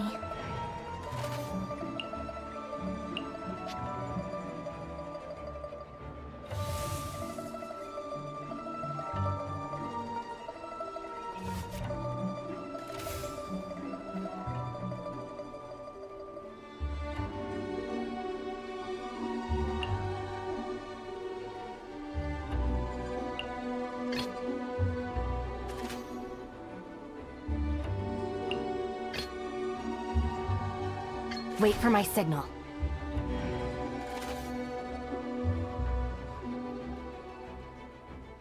Ready.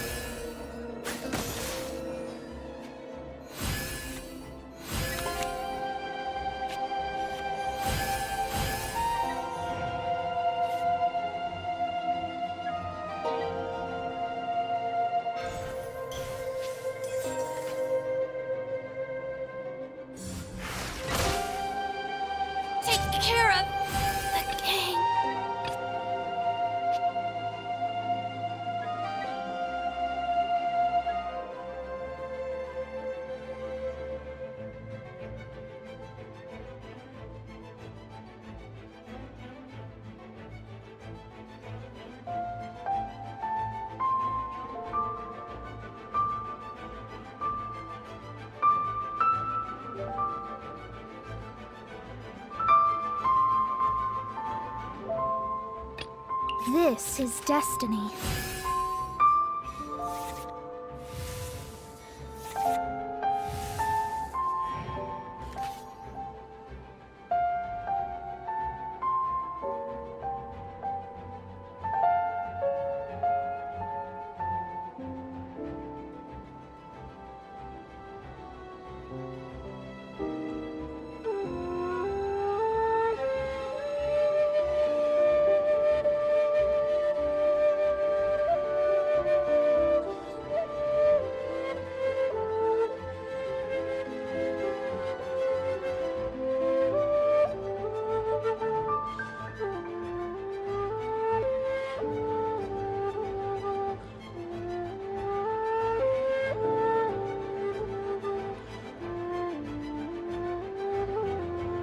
Loaded.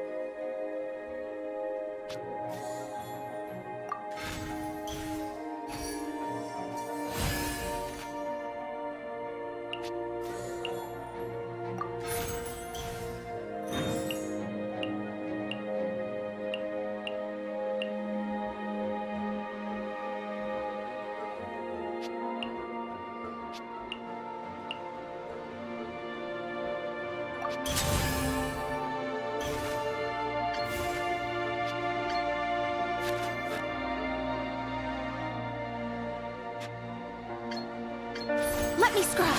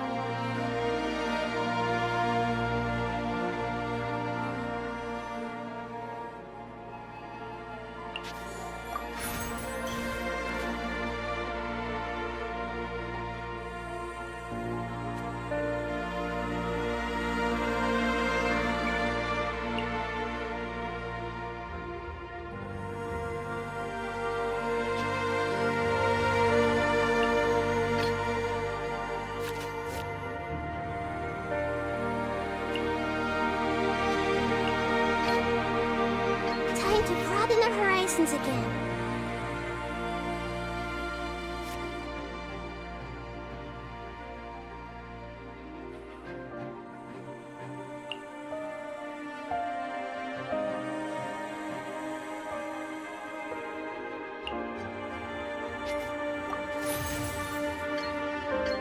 Make yourselves at home.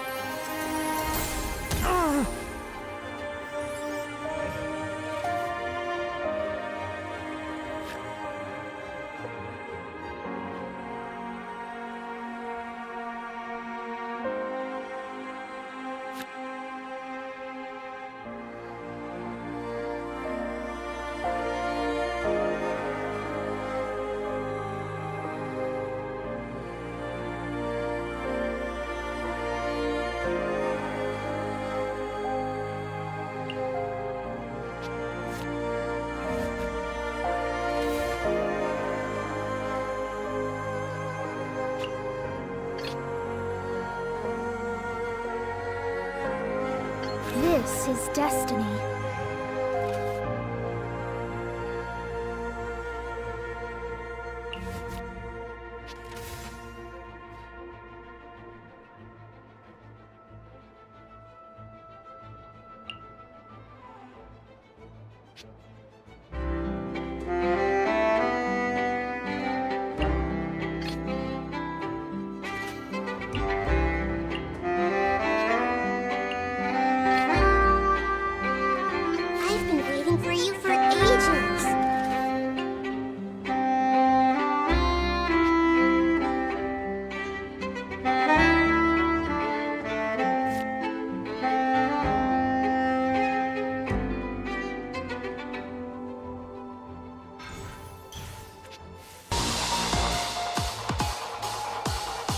the shadows.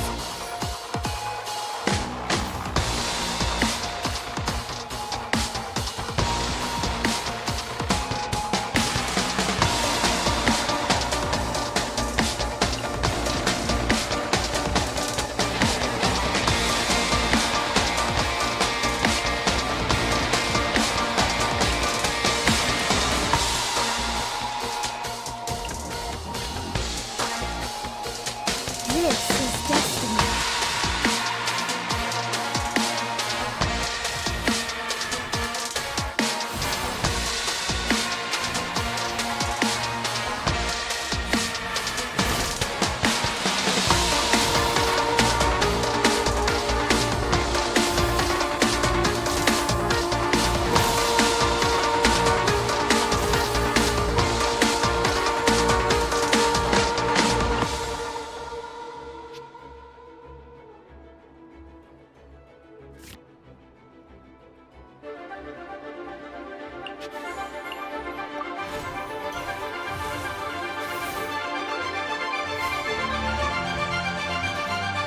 Noted.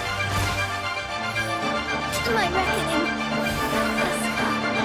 Time to broaden our horizons again.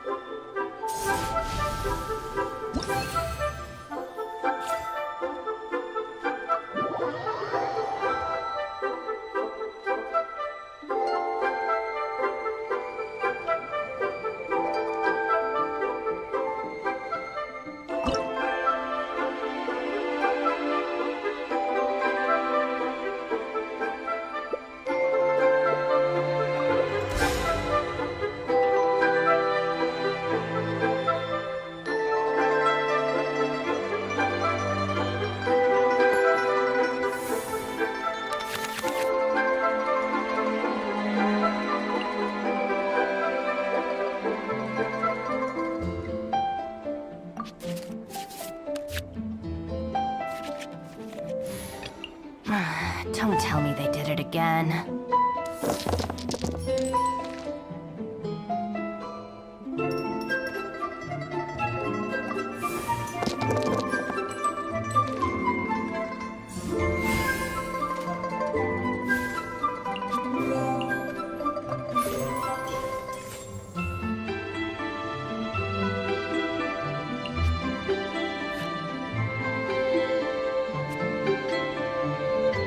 Our bond is strong.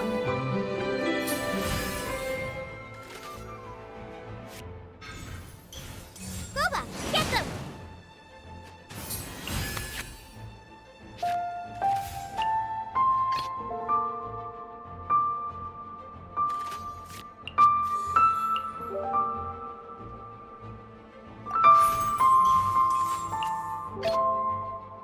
This is destiny.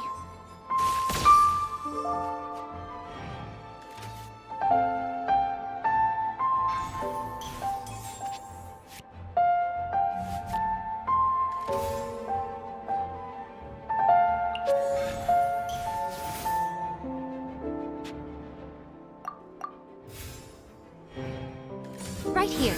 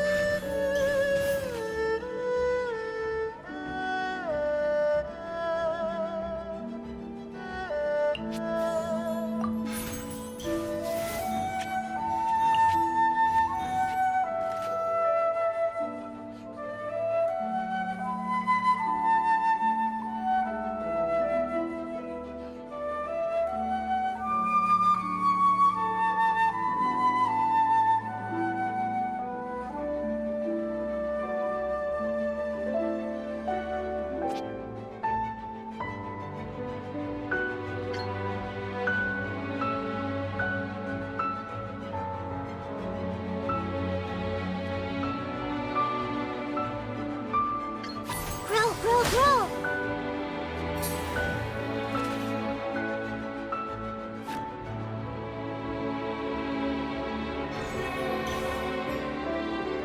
收的。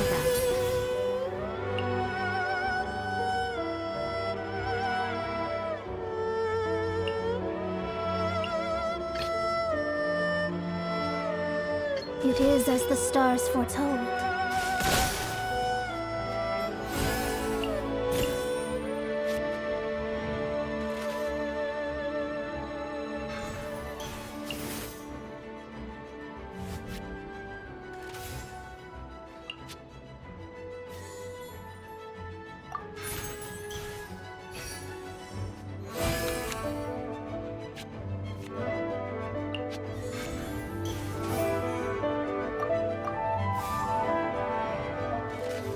The pale flame smolders!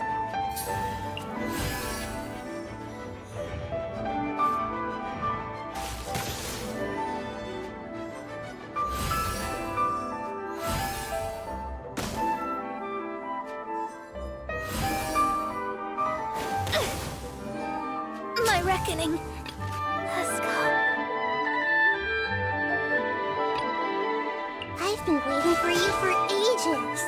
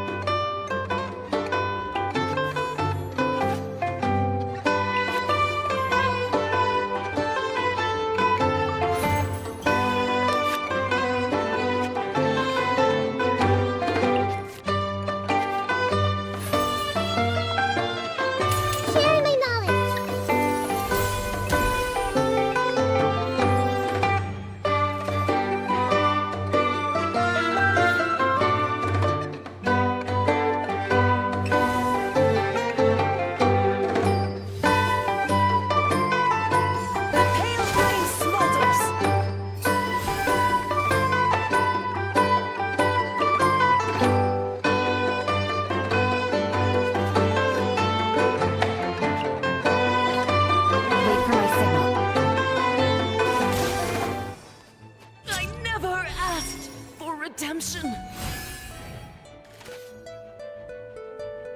All must burn. Oh. Take care of the gang.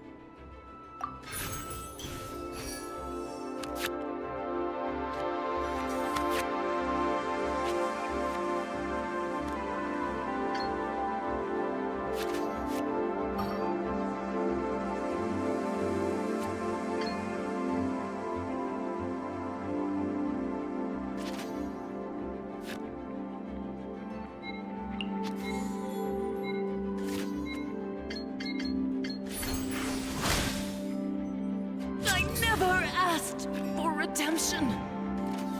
Nothing lasts forever.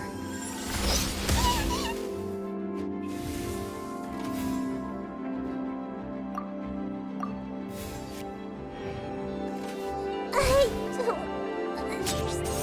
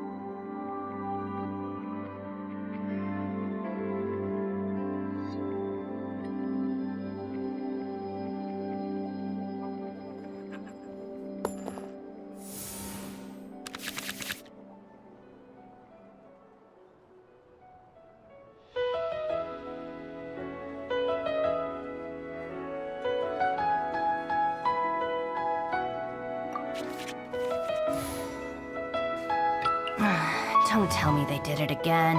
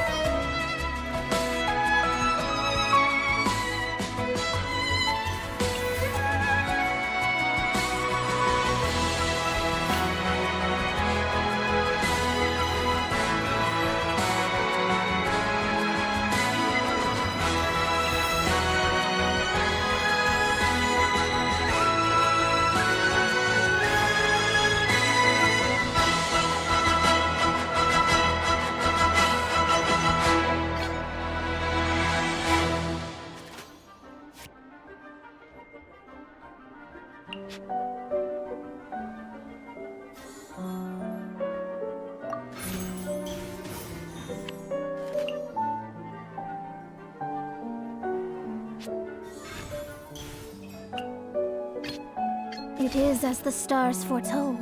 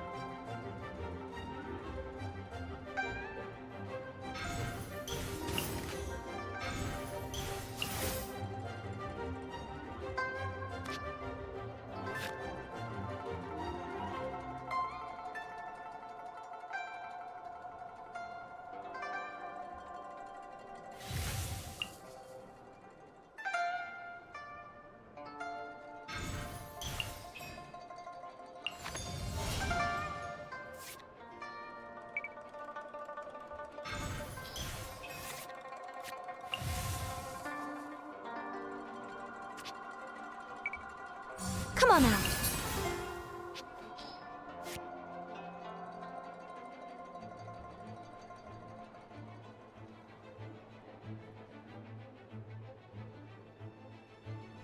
落花吹尽，潇潇洒洒，天路漫长。古月独明，天下至上，映照四方，万物还原。银河别无一阵难忘，待到雪花，偏偏在共君梦一场。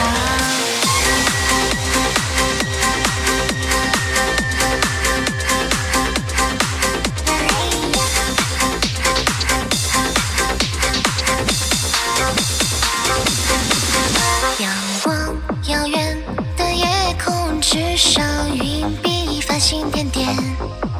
是谁人匆匆来去，旧雨暗香那从前。那银铃寒何足清香，却因狗绯色舞蹈。融进流火，蓝雨潇潇，落尽雨来映春红。看那一梦一幻。 一花一世，如梦似幻呀。这一路繁华，一路春秋冬夏。让我画一笔一画，一画一梦都给你留下。有我的牵挂，我的红袖金纱。落花吹尽，潇潇洒洒，天路漫长。 独明。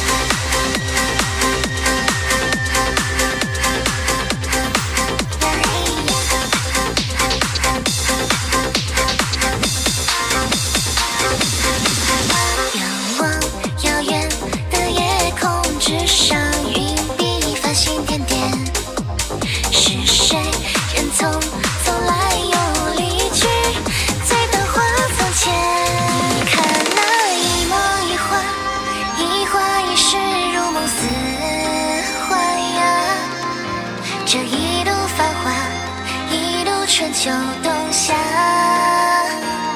让我画一笔一画，一画一梦都给你留下，让我的牵挂，我的回首轻纱，落花坠尽，潇潇洒洒，天路漫长，五月独明，清晓之上，映照四方，万物归于莺歌蝶舞，一阵难忘，待到雪花，翩翩在共君梦一场。嘿呀嘿呀，嘿呀嘿呀，嘿呀嘿呀，嘿呀。